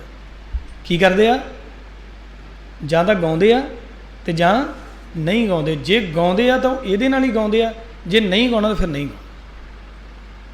ਡੈਡੀਕੇਸ਼ਨ ਦੇਖ ਲਓ। ਸੋ ਜਿਹੜਾ ਉਹ ਸਾਜ਼ ਹੈਗਾ ਹਾਰਪ ਟਾਈਪ ਸਾਜ਼, ਉਹ ਕਿਸੇ ਜਾਨਵਰ ਦਾ ਸਿੰਗ ਹੈ, ਇੱਦਾਂ ਜਿਹੜਾ ਰਾਊਂਡ ਦੇ ਵਿੱਚ ਤੁਹਾਨੂੰ ਦਿਸ ਰਿਹਾ ਨਾ, ਇੱਦਾਂ ਕਰਕੇ ਉਹ ਜਾਨਵਰ ਦਾ ਸਿੰਗ ਹੈ। ਤਾਂ ਜਾਨਵਰ ਦੇ ਸਿੰਗ ਤੋਂ ਅੱਗੇ ਲੱਕੜ ਦਾ ਇੱਕ ਮੱਥਾ ਬਣਾ ਕੇ ਉਹਦੇ 'ਤੇ ਤਾਰਾਂ ਮੜ ਕੇ ਉਹਦੇ ਨਾਲ ਗਾ ਰਿਹਾ। ਨੈਕਸਟ ਇਹ ਹੈਗੀਆਂ ਜੀ ਰਬਾਬਾਂ। ਉਹ ਅਫਗਾਨੀ ਰਬਾਬਾਂ ਨੇ। ਤੁਹਾਡੀ ਰਬਾਬ ਦੀ ਪਿਕਚਰ ਜਿਹੜੀ ਹੈਗੀ ਆ, ਉਹ ਦਰਬਾਰ ਸਾਹਿਬ ਦੀ ਫਸੀਲ ਤੋਂ ਲੈ ਕੇ, ਦਰਬਾਰ ਸਾਹਿਬ ਦੀ ਕੰਧ ਤੋਂ ਲੈ ਕੇ ਹਰ ਤੁਹਾਡੇ ਮਹਾਨ ਕੋਸ਼ ਦੇ ਪੰਨਿਆਂ ਤੱਕ ਤੁਹਾਨੂੰ ਤੁਹਾਡੀ ਰਬਾਬ ਦੀ ਸ਼ਕਲ ਮਿਲ ਜਾਂਦੀ ਆ। ਬਾਬਾ ਮਰਦਾਨਾ ਕੋਲ ਕਿਹੜੀ ਰਬਾਬ ਹੈ? ਉਹ ਜਿਹੜਾ ਦਰਬਾਰ ਸਾਹਿਬ ਦੀ ਪਿਕਚਰ ਹੈ ਸੋਨੇ ਦੇ ਉੱਤੇ ਬਣੀ ਹੋਈ। ਫਿਰ ਉਹ ਮਹਾਨ ਕੋਸ਼ ਦੇ ਅੰਦਰ ਭਾਈ ਕਾਹਨ ਸਿੰਘ ਨਾਭਾ ਨੇ ਜਦੋਂ ਰਬਾਬ ਦੀ ਵਿਆਖਿਆ ਕੀਤੀ ਤਾਂ ਉਹਨਾਂ ਨੇ ਸਪੈਸ਼ਲੀ ਪਿਕਚਰ ਖਿਚਵਾ ਕੇ ਮਹਾਨ ਕੋਸ਼ 'ਚ ਐਡ ਕੀਤੀ ਕਿ ਇਹਨੂੰ ਰਬਾਬ ਕਹਿੰਦੇ ਆ। ਉਹ ਜਿਹੜੀ ਰਬਾਬ ਨੀਚੇ ਦੇਖ ਰਹੇ ਆ, ਇਹ ਰਬਾਬਾਂ ਕਿੰਨੀ ਤਰ੍ਹਾਂ ਦੀਆਂ। ਉਹ ਇੱਧਰਲੀ ਸਾਈਡ ਜਿਹੜੀ ਫਸਟ ਨੰਬਰ ਹੈ ਬਿਲਕੁਲ ਉੱਧਰ ਨੁੱਕਰ ਦੇ ਵਿੱਚ, ਉਹਨੂੰ ਕਹਿੰਦੇ ਸੇਨੀ ਰਬਾਬ। ਜਿਹੜੀ ਤਾਨਸੈਨ ਨੇ ਸਿੱਖਾਂ ਦੀ ਰਬਾਬ ਤੋਂ ਪ੍ਰਭਾਵਿਤ ਹੋ ਕੇ ਉਹਨੇ ਆਪਣਾ ਡਿਜ਼ਾਈਨ ਬਣਾਇਆ। ਉਹ ਕਹਿੰਦਾ ਮੈਂ ਸਿੱਖਾਂ ਦਾ ਡਿਜ਼ਾਈਨ ਨਹੀਂ ਲੈਣਾ, ਮੈਂ ਮੇਰੀ ਸਿੰਗਿੰਗ ਆਪਣੇ ਸਟਾਈਲ ਦੀ ਆ। ਉਹਨੇ ਆਪਣੇ ਤਰੀਕੇ ਦਾ ਇੱਕ ਸਾਜ਼ ਬਣਵਾਇਆ, ਉਹਨੂੰ ਉਹਦਾ ਨਾਂ ਰੱਖਿਆ ਸੇਨੀ ਰਬਾਬ। ਉਹ ਵੀ ਸੇਨੀ ਰਬਾਬ ਦੀ ਸ਼ਕਲ ਹੈਗੀ ਆ। ਇਹ ਪੁਰਾਤਨ ਸਾਡੇ ਜਿਹੜੇ ਜਨਮ ਸਾਖੀਆਂ ਹੈਗੀਆਂ ਉਹਨਾਂ ਦੇ ਵਿੱਚੋਂ ਪਿਕਚਰ ਮਿਲਦੀ ਹੈ। ਇਹ ਜਿਹੜਾ ਗੁਰੂ ਅਰਜਨ ਸਾਹਿਬ ਸੱਚੇ ਪਾਤਸ਼ਾਹ ਜੀ ਦੀ ਜਿਹੜੀ ਓਰੀਜਨਲ ਰਬਾਬ ਹੈਗੀ ਉਹਦੀ ਰੈਪਲੀਕਾ ਆ, ਉਹਨੂੰ ਤਿਆਰ ਕੀਤਾ ਭਾਈ ਬਲਦੀਪ ਸਿੰਘ ਹੋਣਾ ਨੇ, ਤੇ ਉਹ ਫੋਟੋ ਸਾਨੂੰ ਇੱਦਾਂ ਮਿਲਦੀ ਹੈ ਜੀ। ਨੈਕਸਟ ਇਹ ਹੈਗੇ ਜੀ ਸਰੰਦੇ। ਹੁਣ ਪੂਰੀ ਦੁਨੀਆ ਦੇ ਵਿੱਚ ਤੁਹਾਨੂੰ ਸਰੰਦਾ ਉਹ ਵੀ ਮਿਲਣਾ ਜਿਹੜਾ ਉੱਪਰ ਹੈ, ਨੀਚੇ ਵਾਲਾ ਸਰੰਦਾ ਨੇਪਾਲੀ ਸਰੰਦਾ ਕਹਿੰਦੇ ਉਹਨੂੰ, ਨੇਪਾਲੀ ਵੀ ਸਰੰਦਾ ਵਜਾਉਂਦੇ ਆ। ਫਿਰ ਜਦੋਂ ਸਰੰਦਾ ਪਹਿਲਾਂ ਤੋਂ ਹੀ ਮੌਜੂਦ ਸੀ ਤੇ ਗੁਰੂ ਸਾਹਿਬ ਨੇ ਕਿਉਂ ਬਣਾਇਆ? ਜੇ ਰਬਾਬਾਂ ਪਹਿਲਾਂ ਹੀ ਮੌਜੂਦ ਸੀ ਤੇ ਫਰੰਦੇ ਨੂੰ ਕਿਉਂ ਵਿਚਾਰੇ ਨੂੰ ਲਾਇਆ? ਇੰਨੇ ਸਾਲ ਰਬਾਬ ਘੜੀ ਗਿਆ, ਸਤਿਗੁਰੂ ਦੇ ਡਿਜ਼ਾਈਨ ਨੂੰ ਲੈ ਕੇ ਉਹਨੇ ਰਬਾਬ ਬਣਾਈ ਕਿਉਂ? ਗੁਰੂ ਨਾਨਕ ਸਾਹਿਬ ਨੇ ਕਿਹਾ ਮੈਨੂੰ ਆਹ ਨਹੀਂ, ਆਹ ਚਾਹੀਦੀ ਹੈ। ਇਹਦਾ ਜਵਾਬ ਮੈਂ ਦਿਆਂਗਾ ਅੱਗੇ ਜਾ ਕੇ। ਇਹ ਸਰੰਦੇ ਹੈਗੇ ਆ ਭਾਈ ਸ਼ਾਮ ਸਿੰਘ ਜੀ ਦਾ ਸਰੰਦਾ ਜਿਹੜਾ ਹੈਗਾ ਉਹਦੀ ਉਸ ਵੇਲਿਆਂ ਦੇ ਜਿਹੜੇ ਸਰੰਦੇ ਹੈਗੇ ਛੋਟੇ, ਇਹ ਇਸ ਕਰਕੇ ਛੋਟਾ ਆਕਾਰ ਦਾ ਬਣਾਇਆ ਜਾਂਦਾ ਸੀ ਕਿ ਇਹਦੇ 'ਤੇ ਸਿਰਫ ਸਾਪ ਆ, ਸਿੱਧਾ ਹੀ ਗਜ ਫੇਰ ਕੇ ਸਿੱਧਾ ਹੀ ਗਾਇਆ ਜਾਂਦਾ ਸੀ, ਸੁਰ ਨਹੀਂ ਸੀ ਲਾਇਆ ਜਾਂਦਾ। ਜੇ ਕੋਈ 1-2 ਸੁਰ ਲੈਣੇ ਹੁੰਦੇ ਸੀ ਤਾਂ ਉਹ ਨੋਟਸ ਇੱਦਾਂ ਕਰਕੇ 1-2 ਲੈ ਲੈਂਦੇ ਸੀ, ਪਰ ਸਿੱਧਾ ਹੀ ਗਾਉਂਦੇ ਸੀ। ਜਿਹੜੇ ਆ ਦੂਸਰੇ ਸਰੰਦੇ ਹੈਗੇ ਆ ਜਿਵੇਂ ਉਹ ਸਰੰਦਾ, ਉਹਦੇ 'ਤੇ ਤੁਸੀਂ ਕੰਮ ਕਰ ਸਕਦੇ ਆ, ਪ੍ਰੋਪਰ ਰਾਗ ਦੇ ਉੱਤੇ ਕੰਮ ਕਰ ਸਕਦੇ ਆ। ਇਹ ਸਰੰਦਿਆਂ ਦੀ ਸ਼ਕਲ ਆ। ਉਹ ਨੇਪਾਲੀ ਸਰੰਦਾ ਹੈਗਾ, ਉਹ ਵੀ ਅਫਗਾਨ ਦੇ ਵਿੱਚ ਜਾਂ ਰਾਜਸਥਾਨ ਦੇ ਏਰੀਏ ਦੇ ਵਿੱਚ ਤੁਹਾਨੂੰ ਉਹ ਸਰੰਦਾ ਮਿਲ ਜਾਵੇਗਾ ਜੀ। ਇਹ ਹੈਗੇ ਆ ਤਾਊਸ। ਸਾਡੇ ਵਿੱਚ ਸਿੱਖਾਂ ਦੇ ਵਿੱਚ ਇੱਕ ਬਹੁਤ ਵੱਡੀ ਚਰਚਾ ਚੱਲੀ ਹੋਈ ਜੀ, ਮਾਯੂਰੀ ਵੀਣਾ ਨੂੰ ਹੀ ਤਾਊਸ ਕਹਿੰਦੇ ਆ ਜੀ। ਲਓ ਦੱਸੋ ਮਾਯੂਰੀ ਕੀ ਹੁੰਦਾ? ਮਾਯੂਰ ਕਹਿੰਦੇ ਨੇ ਮੋਰ ਨੂੰ ਸੰਸਕ੍ਰਿਤ ਦੇ ਵਿੱਚ, ਤੇ ਵੀਣਾ ਕਹਿੰਦੇ ਨੇ ਹਰ ਉਹ ਚੀਜ਼ ਜਿਹਦੇ ਉੱਤੇ ਤਾਰਾਂ ਮੜੀਆਂ ਗਈਆਂ ਤੇ ਜਿਹੜੀ ਵੱਜਣ ਦੀ ਸ਼ਕਲ 'ਚ ਹੋਵੇ ਉਹਨੂੰ ਕਹਿੰਦੇ ਵੀਣਾ। ਅਫਗਾਨ ਹਰ ਤਾਰਾਂ ਵਾਲੇ ਸਾਜ਼ ਨੂੰ ਕਹਿੰਦੇ ਨੇ ਰਬਾਬ। ਇਹ ਯਾਦ ਰੱਖਿਓ, ਰਬਾਬ ਪਾਰਟੀਕੂਲਰ ਇੱਕ ਸਾਜ਼ ਦਾ ਨਾਮ ਨਹੀਂ ਆ। ਸਾਨੂੰ ਰਬਾਬੀ ਕਿਉਂ ਕਿਹਾ ਜਾਂਦਾ? ਤੁਸੀਂ ਚਾਹੇ ਤਾਊਸ ਨਾਲ ਕੀਰਤਨ ਕਰੋ, ਚਾਹੇ ਸਰੰਦੇ ਨਾਲ ਕੀਰਤਨ ਕਰੋ, ਚਾਹੇ ਰਬਾਬ ਦੀ ਸ਼ਕਲ ਦੇ ਆਕਾਰ ਦੇ ਸਾਜ਼ ਨਾਲ ਤੁਸੀਂ ਕੀਰਤਨ ਕਰੋ, ਤੁਹਾਨੂੰ ਰਬਾਬੀ ਹੀ ਕਿਹਾ ਜਾਣਾ, ਕਿਉਂਕਿ ਤੁਸੀਂ ਤੰਦੀ ਨਾਲ ਕੀਰਤਨ ਕਰਦੇ ਆ ਗੁਰੂ ਘਰ ਦੀ ਮਰਿਆਦਾ ਨਾਲ। ਸੋ ਜਿਹੜੀ ਵੀਣਾ ਹੈਗੀ ਮਾਯੂਰੀ ਵੀਣਾ, ਓਰੀਜਨਲ ਜਿਹੜਾ ਰੂਪ ਹੈਗਾ ਉਹ ਉੱਪਰ ਪਈ ਹੋਈ ਆ। ਵੀਣਾ ਆ ਪ੍ਰੋਪਰ, ਵੀਣਾ ਦੇ ਉੱਪਰ ਮੋਰ ਬਣਿਆ ਹੋਇਆ, ਉਹਨਾਂ ਕਹਿ ਦਿੱਤਾ ਜੀ ਇਹ ਮਾਯੂਰੀ ਵੀਣਾ ਜੀ। ਨੀਚੇ ਆ ਜਾਓ, ਜਿਹੜੇ ਸਾਡੇ ਤੁਸੀਂ ਆਮ ਹੀ ਉਹਨਾਂ ਦੇ ਨਾਲ ਉਹ ਤੁਹਾਡਾ ਰਾਬਤਾ ਹੋਏਗਾ, ਜਿਹੜੇ ਸਿਮਰਪ੍ਰੀਤ ਸਿੰਘ ਵੀਰ, ਉਹ ਮਤਲਬ ਇਹ ਵੀਣਾ ਸਿੱਖਦੇ, ਉਹਨਾਂ ਦੇ ਘਰ ਪਈ ਹੋਈ ਹੈ, ਉਹਨਾਂ ਨੇ ਸਾਨੂੰ ਸੁਣਾਈ ਵੀ ਹੈ। ਅਸੀਂ ਉਹਨਾਂ ਕੋਲ ਬੈਠੇ ਸੀ, ਉਹਨਾਂ 10 ਮਿੰਟ ਵਿੱਚ ਰੁਦਰ ਵੀਣਾ ਉਹਨੂੰ ਕਹਿੰਦੇ ਆ। ਇੱਕ ਜਿਹੜਾ ਮਾਯੂਰੀ ਵੀਣਾ ਸੀ ਉਹਨੂੰ ਉਹਦਾ ਰੂਪ ਸੁਧਾਰ ਕੇ ਤਾਊਸ ਦੀ ਸ਼ਕਲ ਦੇ ਇਰਦ ਗਿਰਦ ਜਿਹੜਾ ਤਿਆਰ ਕੀਤਾ ਗਿਆ, ਉਹ ਸਾਜ਼ ਹੈ ਜਿਹੜਾ ਸਾਨੂੰ ਭੁਲੇਖਾ ਪਾਉਂਦਾ ਆ ਕਿ ਸ਼ਾਇਦ ਇਹ ਤਾਊਸ ਹੈ। ਤਾਊਸ ਨਹੀਂ ਆ, ਉਹ ਮਾਯੂਰੀ ਵੀਣਾ ਨੂੰ ਸੁਧਾਰ ਕੇ ਦੇਖੋ। ਉਹਦੇ ਪਿਛਲੀ ਸਾਈਡ ਤੁਹਾਨੂੰ ਉੱਦਾਂ ਹੀ ਗੁੰਬਦ ਮਿਲੇਗਾ, ਜਿੱਦਾਂ ਉਹ ਕੱਦੂ ਜਿਹੜਾ ਸਾਊਂਡ ਨੂੰ, ਇਹ ਕੱਦੂ ਕਿਉਂ ਲਾਇਆ ਜਾਂਦਾ ਸੀ? ਕੱਦੂ ਦੇ ਨਾਲ ਕੰਨ ਲਾ ਕੇ ਤੇ ਜਦੋਂ ਵਜਾਇਆ ਜਾਂਦਾ ਸੀ, ਤੇ ਤੁਹਾਡਾ ਚਾਹੇ ਮਾਈਕ ਚੱਲੇ ਨਾ ਚੱਲੇ, ਸੰਗੀਤਕਾਰ ਨੂੰ ਇਸ ਚੀਜ਼ ਨਾਲ ਕੋਈ ਲੈਣਾ ਦੇਣਾ ਨਹੀਂ। ਤੁਹਾਡਾ ਮਾਈਕ ਬੰਦ ਹੋ ਜੇ, ਤੁਹਾਡੇ ਮਾਈਕ ਦੇ ਵਿੱਚੋਂ ਆਵਾਜ਼ ਸ਼ਾਰਪ ਆਉਣ ਲੱਗ ਜਾਏ, ਤੁਹਾਡਾ ਮਾਈਕ ਓਵਰ ਬੇਸ ਹੋ ਜਾਏ, ਉਹ ਰਿਪਲੇਸ ਕਰ ਦੇ ਆਵਾਜ਼ ਨੂੰ, ਉਹਦੇ 'ਚ ਪੈਨ ਜ਼ਿਆਦਾ ਵੱਧ ਜਾਏ, ਤਾਂ ਸੰਗੀਤਕਾਰ ਤਾਂ ਗਿਆ, ਕਿਉਂਕਿ ਉਹ ਤਾਂ ਘਰੋਂ ਮਿਹਨਤ ਕਰਕੇ ਆ ਬੜੀ ਆਨੰਦਮਈ। ਤਾਂ ਜਦੋਂ ਤੁਸੀਂ ਉਹਦੇ ਅੱਗੇ ਮਾਈਕ ਲਾਤਾ, ਉਹਦੀ ਤਾਂ ਸਾਰੀ ਖੇਡ ਖਿੰਡ ਗਈ। ਉਹ ਕੀ ਕਰਦਾ ਸੀ? ਉਹ ਕੰਨ ਨਾਲ ਲਾ ਕੇ ਆਪਣਾ ਵਜਾਈ ਜਾਂਦਾ ਆ, ਅਗਲੇ ਪਾਸੇ ਕੀ ਸੁਣ ਰਿਹਾ ਉਹਨੂੰ ਨਹੀਂ ਕੋਈ ਲੈਣਾ ਦੇਣਾ, ਉਹ ਮੈਨੂੰ ਕੀ ਸੁਣ ਰਿਹਾ ਆ ਉਹਦੇ ਨਾਲ ਆਧਾਰਿਤ ਹੈ। ਕਿਉਂ? ਕਿਉਂਕਿ ਮੈਂ ਕਿਉਂ ਆਨੰਦ ਖਰਾਬ ਕਰਾਂ ਵੀ ਤੇਰਾ ਮਾਈਕ ਖਰਾਬ ਹੈ। ਤਾਂ ਉਹ ਆਨੰਦ ਲੈਣ ਵਾਸਤੇ, ਕਿਉਂਕਿ ਜਿਹੜੀ ਇਹ ਵੀਣਾ ਤਿਆਰ ਕੀਤੀਆਂ ਗਈਆਂ ਸੀ, ਇਹ ਵੀਣਾ ਕਿਸੇ ਹੋਰ ਸੰਗੀਤ ਵਾਸਤੇ ਤਿਆਰ ਕੀਤੀਆਂ ਗਈਆਂ। ਇਕੱਲੇ ਲੁਕ ਕੇ ਬਹਿਣਾ, ਜੰਗਲ ਦੇ ਵਿੱਚ ਕੀਰਤਨ ਕਰਨਾ, ਕਿਸੇ ਨੂੰ ਪਤਾ ਨਾ ਲੱਗ ਜੇ, ਕੋਈ ਲਾਗੋਂ ਲੰਘਿਆ ਵੀਣਾ ਬੰਦ ਕਰ ਦਿਓ, ਉੱਤੇ ਕੱਪੜਾ ਪਾ ਦਿਓ, ਕੋਈ ਸੁਣ ਨਾ ਲਵੇ, ਚੁੱਪ ਕਰਕੇ ਓਮ ਭੂਰ ਭੁਵ ਸਵ ਤਤ ਸਵਿਤੁਰ ਵਰੇਣਿਯਮ ਭਰਗੋ ਦੇਵਸ ਸਦੀ ਮਹੀ ਥਿਓ ਯੋ ਨਾ ਪ੍ਰਚੋਦਇਆ। ਹਾਂਜੀ, ਇਹ ਮੇਰੇ ਬੰਦੇ ਹੀ ਸੁਣਨਗੇ। ਸ਼ੂਦਰ ਨੇ ਸੁਣ ਲਿਆ, ਉਹਦੇ ਕੰਨ ਦੇ ਵਿੱਚ ਸਿੱਕਾ ਢਾਲ ਕੇ ਪਾ ਦਿਓ, ਤੈਨੂੰ ਕਿਹਨੇ ਕਿਹਾ ਵੀ ਸੁਣ ਲਈ?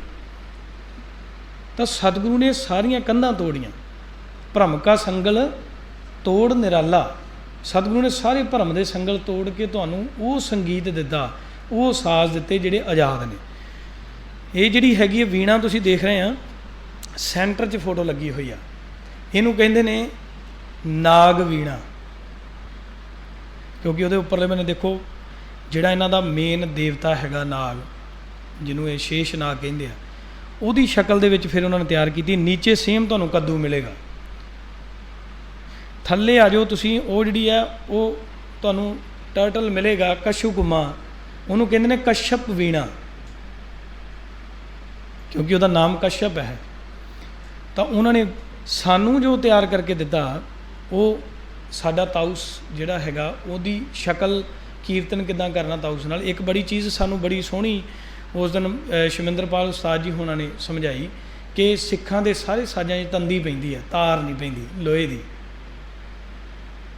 ਇਹ ਗੱਲ ਯਾਦ ਰੱਖਿਓ, ਤੰਦੀ ਵਿਸਮਾਦ ਸੂਚਕ ਹੈ। ਜਦੋਂ ਤੰਦੀ ਵੱਜੇਗੀ ਨਾ, ਉਹਦੇ ਵਿੱਚੋਂ ਗੰਭੀਰ ਆਵਾਜ਼ ਆਏਗੀ, ਤੁਹਾਡੀ ਵੋਕਲ ਨਾਲ ਅਟੈਚਮੈਂਟ ਵਾਲੀ ਆਵਾਜ਼ ਆਏਗੀ। ਪਰ ਜਦੋਂ ਤੁਹਾਡੀ ਤਾਰ ਬੋਲੇਗੀ, ਤਾਰ ਅਲੱਗ ਤੋਂ ਆਵਾਜ਼ ਆਊਗੀ, ਕਿਉਂਕਿ ਲੋਹੇ ਦੀ ਤਾਰ ਹੈਗੀ ਹੈ। ਇਸ ਕਰਕੇ ਤੁਹਾਡੇ ਤਾਊਸ ਦੇ ਵਿੱਚ ਵੀ ਤੰਦੀ ਹੀ ਪੈਂਦੀ ਰਹੀ ਹੈ। ਇਹ ਸਾਨੂੰ ਜਿਵੇਂ ਜਿਵੇਂ ਸਾਡੀ ਖੋਜ ਅੱਗੇ ਵੱਧਦੀ ਜਾ ਰਹੀ ਹੈ ਤਾਂ ਉਹ ਸਾਡੇ ਉਹ ਵਿੱਚ ਐਡ ਹੁੰਦੀਆਂ ਜਾ ਰਹੀਆਂ ਚੀਜ਼ਾਂ। ਤਾਂ ਇਹ ਜਿਹੜਾ ਤਾਊਸ ਤੁਸੀਂ ਦੇਖ ਰਹੇ ਹੋ ਉੱਪਰ ਵਾਲੀ ਸਾਈਡ, ਉਹਦੇ ਵਿੱਚ ਤੰਦੀਆਂ ਹੀ ਆ ਚਮੜੇ ਦੀਆਂ। ਇਹ ਭਾਈ ਸਾਹਿਬ ਸਾਡੇ ਅਵਤਾਰ ਸਿੰਘ ਜੀ ਜਿਹੜੇ ਕੀਰਤਨ ਜਿਨ੍ਹਾਂ ਨੇ ਕੀਤਾ ਰਾਗਾਂ ਦੇ ਵਿੱਚ, ਭਾਈ ਅਵਤਾਰ ਸਿੰਘ ਜੀ, ਗੁਰਚਰਨ ਸਿੰਘ ਜੀ, ਪੁਰਾਣੀ ਰਬਾਬੀਆਂ ਦੀ ਜਿਹੜੀ ਵਿਰਾਸਤ ਜਿਹੜੀ ਪਰੰਪਰਾ ਹੈਗੀ। ਜਦੋਂ ਕਦੇ ਟਾਈਮ ਮਿਲੇ ਨਾ, ਤੁਸੀਂ ਇਹਨਾਂ ਦਾ ਸ਼ਬਦ ਸੁਣਿਓ, ਮੇਰਾ ਮਨ ਲੋਚੈ ਗੁਰਦਰਸ਼ਨ ਦਾਈ। ਤੁਹਾਨੂੰ ਪਤਾ ਲੱਗੇਗਾ ਕਿ ਮਾਝ ਕੀ ਹੁੰਦਾ। ਤੁਸੀਂ ਇਹਨਾਂ ਦਾ ਮਲਹਾਰ ਸੁਣ ਕੇ ਦੇਖਿਓ, ਰਾਮਕਲੀ ਰਾਗ ਸੁਣ ਕੇ ਦੇਖਿਓ ਇਹਨਾਂ ਦਾ। ਤੁਹਾਨੂੰ 1 ਮਿੰਟ ਲਈ, ਚਾਹੇ ਤੁਸੀਂ ਉਹਨੂੰ ਸੁਣਨ ਵਾਸਤੇ ਸੁਣ ਰਹੇ ਆ, ਪਰ 1 ਮਿੰਟ ਵਾਸਤੇ ਤੁਹਾਨੂੰ ਉਹ ਡਿਸਕਨੈਕਟ ਕਰ ਦੇਗਾ ਤੁਹਾਡੇ ਆਲੇ ਦੁਆਲੇ ਜਿੱਥੇ ਵੀ ਤੁਸੀਂ ਬੈਠੇ ਹੋਏ। ਹੈੱਡਫੋਨ ਲਾ ਕੇ ਨਾ, ਅਤੇ ਇਹਨਾਂ ਦਾ ਰਾਮਕਲੀ ਰਾਗ ਭਾਈ ਅਵਤਾਰ ਸਿੰਘ ਜੀ ਭਰ ਕੇ ਸੁਣ ਕੇ ਦੇਖਿਓ, ਤੁਹਾਨੂੰ ਇੱਦਾਂ ਲੱਗੂਗਾ ਮੈਂ ਟੁੱਟ ਗਿਆ ਬਾਕੀ ਸਾਰੀਆਂ ਚੀਜ਼ਾਂ ਨਾਲੋਂ, ਆਹ ਜ਼ਿਆਦਾ ਬੈਟਰ ਆ। ਤਾਂ ਸਾਰੇ ਹੀ ਗਾ ਰਹੇ ਹੁੰਦੇ। ਇਹ ਸਾਡਾ ਤਾਊਸ ਹੈਗਾ, ਇਹ ਮਾਯੂਰੀ ਵੀਣਾ ਨਹੀਂ ਆ, ਇਹ ਯਾਦ ਰੱਖਿਓ। ਕੱਲ੍ਹ ਨੂੰ ਤੁਹਾਨੂੰ ਭੁਲੇਖੇ ਨਾਲ ਕੋਈ ਕਹਿ ਦੇ ਕਿ ਮਾਯੂਰੀ ਵੀਣਾ ਵਿੱਚੋਂ ਹੀ ਨਿਕਲਿਆ ਜੀ, ਹਿੰਦੂਆਂ 'ਚੋਂ ਹੀ ਸਿੱਖ ਨਿਕਲੇ ਆ ਜੀ, ਤੁਸੀਂ ਕੋਈ ਵੱਖਰੀ ਕੌਮ ਥੋੜ੍ਹੋ, ਸਾਡੇ 'ਚੋਂ ਨਿਕਲੇ, ਸਾਡੇ 9 ਮਾਸ ਦਾ ਰਿਸ਼ਤਾ ਭਰਾ ਤੁਸੀਂ ਸਾਡੇ, ਤੁਸੀਂ ਵੀਣਾ 'ਚੋਂ ਹੀ ਨਿਕਲੇ। ਤਾਊਸ ਤੁਹਾਡੇ ਗੁਰੂ ਨੂੰ ਥੋੜ੍ਹਾ ਆਈਡੀਆ ਹੈਗਾ ਸੀ, ਉਹ ਤਾਂ ਵੀਣਾ ਨੂੰ ਸ਼ਕਲ ਬਦਲ ਕੇ ਉਹਨਾਂ ਨੇ ਤਾਊਸ ਬਣਾਤਾ। ਨੈਕਸਟ, ਇਹ ਹੈਗਾ ਤਬਲਾ, ਜਿਹੜਾ ਤੁਸੀਂ ਆਮ ਸੁਣਦੇ ਆ। ਇਹਦਾ ਸ਼ੋਰ ਤੁਸੀਂ ਸੁਣਿਆ ਹੋਊਗਾ ਜਾਂ ਇਹਦੀ ਆਵਾਜ਼ ਤੁਸੀਂ ਸੁਣੀ ਹੋਊਗੀ, ਸ਼ਾਰਪ ਹੁੰਦੀ ਆਵਾਜ਼ ਜਦੋਂ ਟਨ ਟਨ ਵੱਜਦਾ ਤੁਹਾਡੇ ਕੰਨਾਂ 'ਚ। ਇਹ ਸਾਡੀ ਜੋੜੀ ਹੈ ਜਿਹੜੀ, ਉਹਦੇ ਉੱਪਰ ਆਟਾ ਲੱਗਦਾ, ਉਹ ਭਾਈ ਸਾਹਿਬ ਸੁਦਰਸ਼ਨ ਸਿੰਘ ਜੀ ਨੇ, ਇੰਗਲੈਂਡ ਦੇ ਵਿੱਚ ਨੇ, ਅਤੇ ਪੂਰੀ ਦੁਨੀਆ ਦੇ ਵਿੱਚ ਵੱਡੇ ਵੱਡੇ ਕੌਂਸਰਟ ਦੇ ਵਿੱਚ ਗੋਰਿਆਂ ਦੇ ਸਾਹਮਣੇ ਸਿਰਫ ਜੋੜੀ ਵਜਾਉਂਦੇ ਆ, ਤਬਲਾ ਨਹੀਂ। ਤਾਂ ਤੁਹਾਡੀ ਸਾਰੀ ਦਰਬਾਰ ਸਾਹਿਬ ਦੀ ਜਿਹੜੀ ਵਿੱਦਿਆ ਤੁਹਾਨੂੰ ਮਿਲੀ ਹੋਈ ਸੀ, ਉਹ ਬੋਲ ਜਿਹੜੇ ਹੈਗੇ ਆ ਉਹ ਸਾਂਝੇ ਕਰਦੇ। ਇਹਨਾਂ ਨੇ ਇੱਕ ਚੀਜ਼ ਬੜੀ ਸੋਹਣੀ ਸਾਂਝੀ ਕੀਤੀ, ਉਹ ਕਹਿੰਦੇ ਜਿੱਦਾਂ ਜਿੱਦਾਂ ਤੁਹਾਡੇ ਬੋਲ ਵੱਜਦੇ ਆ ਨਾ, ਸ਼ਬਦ ਦਾ ਕੀਰਤਨ ਹੁੰਦਾ, ਸ਼ਬਦ ਦੇ ਕੀਰਤਨ ਦੇ ਆਧਾਰ ਉੱਤੇ ਹੀ ਤੁਹਾਡਾ ਬੋਲ ਬਣਦਾ। ਜਿਵੇਂ ਤੁਸੀਂ ਗਾਉਂਦੇ ਆ ਵੱਡਾ ਤੇਰਾ ਦਰਬਾਰ, ਤਾਂ ਵੱਡਾ ਤੇਰਾ ਦਰਬਾਰ ਉਹ ਅੱਖਰਾਂ ਨੂੰ ਲੈ ਕੇ ਜੋੜੀ ਦੇ ਉੱਤੇ ਵਜਾਇਆ ਜਾਂਦਾ ਸੀ। ਵੱਡਾ, 2 ਬੋਲ ਵੱਜਣੇ ਆ, ਵੱਡਾ ਤੇਰਾ ਦਰਬਾਰ, ਤਾਂ ਉਹ ਬੋਲ ਬਣਾ ਲੈਣੇ। ਉਹ ਹੋਣਾ ਕੀ ਵੀ ਜਿਹੜੇ ਕੀਰਤਨੀਆਂ ਨੇ ਕੀਰਤਨ ਕਰਨਾ ਵੱਡਾ ਤੇਰਾ ਦਰਬਾਰ, ਤੇ ਸੰਗਤ ਨੂੰ ਭੁਲੇਖਾ ਲੱਗਣਾ ਵੀ ਜੋੜੀ 'ਚੋਂ ਵੀ ਉਹ ਆਵਾਜ਼ ਆ ਰਹੀ ਹੈ, ਕਿਉਂਕਿ ਉਹ ਸੇਮ ਪੈਟਰਨ 'ਚ ਚੱਲ ਰਹੀ ਹੈ ਨਾ। ਤਾਂ ਇਹ ਸੁੰਦਰਤਾ ਹੈਗੀ ਸਾਡੇ ਕੀਰਤਨ ਦੀ। ਇਹ ਹੈਗੀ ਹੈ ਪਖਾਵਜ, ਜਿਹਦਾ ਰੂਪ ਬਦਲ ਕੇ ਸਤਿਗੁਰੂ ਨੇ ਜੋੜੀ ਵੱਲ ਨੂੰ ਸਾਨੂੰ ਲੈ ਕੇ ਗਏ। ਤਾਂ ਪਰ ਇਹ ਵੀ ਸਾਡੇ 'ਚ ਪ੍ਰਵਾਨ ਹੈ, ਮਿਰਦੰਗ ਵੀ ਪ੍ਰਵਾਨ ਹੈ, ਪਰ ਮਿਰਦੰਗ ਪੰਜਾਬੀ ਮਿਰਦੰਗ ਹੈ, ਮਿਰਦੰਗਮ ਨਹੀਂ ਹੈਗਾ ਸਾਊਥ ਵਾਲਾ। ਸਾਊਥ ਵਾਲਾ ਮਿਰਦੰਗਮ ਅਤੇ ਸਾਡੀ ਮਿਰਦੰਗ, ਦੋਵਾਂ 'ਚ ਫਰਕ ਹੈਗਾ, ਪਖਾਵਜ 'ਚ ਵੀ ਫਰਕ ਹੈ, ਜੋੜੀ 'ਚ ਵੀ ਫਰਕ ਜੀ। ਇਹ ਹੈਗੀ ਹੈ ਜੀ ਸਰੰਗੀ ਦੇ ਰੂਪ ਹੈ ਸਾਰੇ। ਤੁਹਾਨੂੰ ਲੱਗਦਾ ਨਾ ਇੱਧਰਲੀ ਸਾਈਡ ਵੀ ਸਰੰਦਾ ਪਿਆ ਹੋਣਾ, ਸਰੰਦਾ ਨਹੀਂ ਆਉ, ਟਰਡੀਸ਼ਨਲ ਸਰੰਗੀ ਆ ਰਾਜਸਥਾਨ ਦੀ। ਇਹ ਸਾਰੇ ਉਹਨੂੰ ਕਹਿੰਦੇ ਆ ਚੂੰਟੀ ਵਾਲੀ, ਚੂੰਟੀ ਆਪਾਂ ਜੂੜਾ ਕਹਿੰਦੇ ਆ ਨਾ, ਅਤੇ ਉਹ ਚੌਂਟੀ ਕਹਿੰਦੇ ਆ, ਚੌਂਟੀ ਕੀਤੀ ਇਹਨੇ ਜਾਂ ਗੁੱਤ ਕੀਤੀ ਹੈ ਨਾ, ਤਾਂ ਜੂੜੀ ਨੂੰ ਵੀ ਉਹ ਚੌਂਟੀ ਕਹਿੰਦੇ ਆ। ਤਾਂ ਉਹ ਚੌਂਟੀ ਵਾਲੀ ਸਰੰਗੀ ਹੈਗੀ ਆ, ਉਹ ਦੇਖੋ ਤੁਸੀਂ, ਉਹ ਜਿਹੜੇ ਉੱਧਰ ਬੈਠੇ ਵਜਾ ਰਹੇ ਆ। ਫਿਰ ਉਹ ਸੁਧਰ ਕੇ ਨੀਚੇ ਛੋਟੇ ਬਾਕਸ ਵਾਲੀ ਸਰੰਗੀ ਬਣੀ। ਫਿਰ ਉਸ ਤੋਂ ਬਾਅਦ ਆ ਸਾਡੀ ਆਦੀਵਾਸੀਆਂ ਦੀ ਸਰੰਗੀ ਹੈ, ਜਿਹੜੇ ਸਾਡੇ ਪੂਰਵਜ ਨੇ ਜਿਨ੍ਹਾਂ ਨੇ ਸਰੰਗੀ ਬਣਾਈ ਆ। ਇਹਦੇ ਪਿਕਚਰਸ ਜਿਹੜੀਆਂ ਹੈਗੀਆਂ ਤੁਹਾਨੂੰ ਪੁਰਾਣੇ ਮੰਦਰਾਂ ਦੇ ਵਿੱਚ ਵੀ ਮਿਲ ਜਾਣਗੀਆਂ। ਫਿਰ ਉਸ ਤੋਂ ਬਾਅਦ ਇਹ ਸਾਰੀਆਂ ਬਣਾਈਆਂ, ਪਰ ਜਿਹੜੀ ਗੁਰੂ ਘਰ ਦੇ ਵਿੱਚ ਪ੍ਰਵਾਨ ਹੋਈ ਢੱਡ 'ਤੇ ਸਰੰਗੀ, ਜਿਹਦੇ ਨਾਲ 2 ਤਲਵਾਰੀ ਬੱਧੀਆਂ, ਇੱਕ ਮੀਰੀ ਦੀ, ਇੱਕ ਪੀਰੀ ਦੀ, ਇੱਕ ਅਜਮਤ ਦੀ, ਇੱਕ ਨੀਰ ਦੀ, ਇੱਕ ਰਾਖੀ ਕਰੇ ਵਜ਼ੀਰ ਦੀ, ਉਹ ਜਿਹੜਾ ਗਾਇਆ ਗਿਆ ਸੀ ਉਹ ਇਹਦੇ 'ਤੇ ਗਾਇਆ ਗਿਆ। ਸਾਨੂੰ ਇਹ ਰੂਪ ਦੇ ਦਿੱਤਾ ਗਿਆ ਕਿ ਤੁਸੀਂ ਇਹ ਪ੍ਰਵਾਨ ਹੈਗੀ ਆ, ਇਹਦਾ ਸਾਊਂਡ, ਇਹਦਾ ਸਾਰਾ। ਜੇ ਇੱਦਾਂ ਨਹੀਂ ਹੁੰਦਾ ਕਿ ਕੋਈ ਸਾਜ਼ ਬਣਾ ਕੇ ਲੈ ਕੇ ਆਇਆ ਅਤੇ ਅਸੀਂ ਪ੍ਰਵਾਨ ਕਰ ਲਿਆ, ਨਹੀਂ, ਉਹਨੂੰ ਹਰ ਉਸ ਐਂਗਲ ਦੇ ਵਿੱਚੋਂ ਦੀ ਨਿਗਾਹਿਆ ਜਾਣਾ। ਮੈਂ ਇੱਕ ਉਦਾਹਰਨ ਦੇ ਦਿੰਦਾ ਸ਼ਾਰਟ ਦੇ ਵਿੱਚ। ਬਾਬਾ ਫਰੀਦ ਸਾਹਿਬ ਦੀ ਬਾਣੀ ਲੈਣ ਗਏ ਸੀ ਗੁਰੂ ਨਾਨਕ ਸਾਹਿਬ? ਹਾਂਜੀ, ਯੈਸ ਔਰ ਨੋ? ਮੈਂ ਕਿਹਾ ਸੌ ਨਾ ਜਾਓ ਕਿਤੇ ਤੁਸੀਂ। ਬਾਬਾ ਫਰੀਦ ਸਾਹਿਬ ਦੀ ਬਾਣੀ ਲੈਣ ਗਏ ਸੀ, ਉਹ ਕਾਹਦੇ ਵਿੱਚ ਲਿਖੀ ਹੋਈ ਸੀ ਭਲਾ? ਬਾਬਾ ਫਰੀਦ ਸਾਹਿਬ ਦੀ ਬਾਣੀ ਜਿਹੜੀ ਆ ਪੰਜਾਬੀ 'ਚ ਲਿਖੀ ਹੋਈ ਸੀ। ਹਾਂਜੀ, ਫੇਰ ਕੱਚ ਸੀ। ਫਰੀਦਾ ਬਾਰ ਪਰਾਇਆ ਬੈਸਣਾ ਸਾਈਂ ਮੁਝੇ ਨਾ ਦੇ, ਇਹ ਕੀ ਹੈ? ਪੰਜਾਬੀ ਨਹੀਂ ਹੈ। ਉਹਦੀ ਲਿਪੀ ਕਿਹੜੀ ਸੀ? ਹਾਂਜੀ, ਸ਼ਾਹਮੁਖੀ ਲਿਪੀ ਸੀ। ਉਹਦੇ ਵਿੱਚ ਬਾਣੀ ਲਿਖੀ ਹੋਈ ਸੀ। ਗੁਰੂ ਨਾਨਕ ਸਾਹਿਬ ਨੇ ਪੜ੍ਹੀ ਹੈ, ਪੰਜਾਬੀ ਹੈ, ਲਿਪੀ ਸ਼ਾਹਮੁਖੀ ਹੈ। ਬਾਬਾ ਕਬੀਰ ਸਾਹਿਬ, ਉਹਨਾਂ ਦੀ ਬਾਣੀ ਜਦੋਂ ਗੁਰੂ ਗ੍ਰੰਥ ਸਾਹਿਬ ਦੇ ਵਿੱਚ ਦਰਜ ਕੀਤੀ ਗਈ, ਸੱਚੇ ਪਾਤਸ਼ਾਹ ਦਾ ਰੂਪ ਬਣਨਾ ਜਦੋਂ, ਤਾਂ ਉਹ ਜਦੋਂ ਦਰਜ ਕੀਤੀ ਗਈ ਤਾਂ ਉਹਦੇ ਅੱਖਰ ਵੀ ਪੰਜਾਬੀ ਹੀ ਸਨ। ਤਾਂ ਉਨੀ ਬਾਣੀ ਪ੍ਰਵਾਨ ਹੋਈ ਜਿਹੜੀ ਇੱਕ ਓਅੰਕਾਰ ਦੇ ਸਿਧਾਂਤ ਨੂੰ ਪ੍ਰਗਟ ਕਰਦੀ ਹੈ। ਦੂਜਾ ਕੋਈ ਸ਼ਬਦ ਸ੍ਰੀ ਗੁਰੂ ਗ੍ਰੰਥ ਸਾਹਿਬ ਵਿੱਚ ਦਰਜ ਨਹੀਂ ਹੈ, ਚਾਹੇ ਕਾਨਾ ਆ ਜੇ, ਚਾਹੇ ਪੀਲੂ ਆ ਜੇ, ਚਾਹੇ ਸ਼ਾਹ ਹੁਸੈਨ ਆ ਜੇ, ਤੇ ਚਾਹੇ ਛੱਜੂ ਆ ਜੇ। ਇਹ ਭਗਤ ਆ ਕੇ ਕਹਿੰਦੇ ਸੀ ਮਹਾਰਾਜ ਸਾਡੀ ਬਾਣੀ ਦਰਜ ਕਰੋ। ਮਹਾਰਾਜ ਕਹਿੰਦੇ ਕੀ ਲਿਖਿਆ ਲਿਆਓ ਸੁਣਾਓ।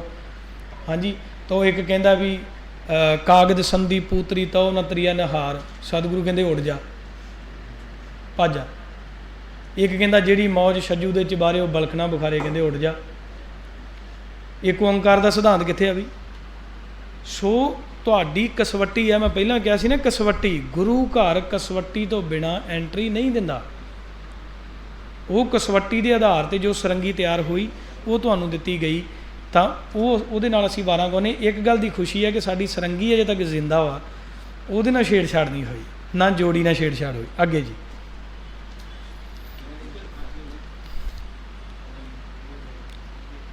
ਨੈਕਸਟ ਇਹ ਹੈਗਾ ਜੀ, ਮਹਾਰਾਸ਼ਟਰ ਵਾਲੇ ਵੀ ਢੋਲ ਵਜਾਉਂਦੇ ਆ ਅਤੇ ਪੰਜਾਬ 'ਚ ਵੀ ਢੋਲ ਵਜਾਉਂਦੇ ਆ, ਪਰ ਇਹਨਾਂ ਦੋਵਾਂ ਢੋਲਾਂ 'ਚ ਫਰਕ ਕਿਉਂ? ਇਹ ਸਵਾਲ ਹੈ। ਇਹ ਸਵਾਲ ਵਾਸਤੇ ਸਲਾਈਡ ਮੈਂ ਤਿਆਰ ਕੀਤੀ ਸੀ ਕਿ ਢੋਲ ਉਹ ਵੀ ਵਜਾਉਂਦੇ ਆ, ਬੀਟ ਹੀ ਲੈਣੀ ਆ, ਢੋਲ 'ਤੇ ਕਿਉਂ ਨਹੀਂ, ਪੰਜਾਬੀ ਦੇ ਕਿਉਂ ਨਹੀਂ ਵਜਾਉਂਦੇ ਮਹਾਰਾਸ਼ਟਰ ਵਾਲੇ? ਮਹਾਰਾਸ਼ਟਰ ਆਪਣੇ ਢੋਲ, ਉਹਨਾਂ ਦੀ ਇੱਕ ਬਹੁਤ ਵੱਡਾ ਇੱਕ ਬਾਕਸ ਟਾਈਪ ਉਹਨਾਂ ਦਾ ਢੋਲ ਹੁੰਦਾ, ਬਹੁਤ ਵੱਡਾ ਹੁੰਦਾ।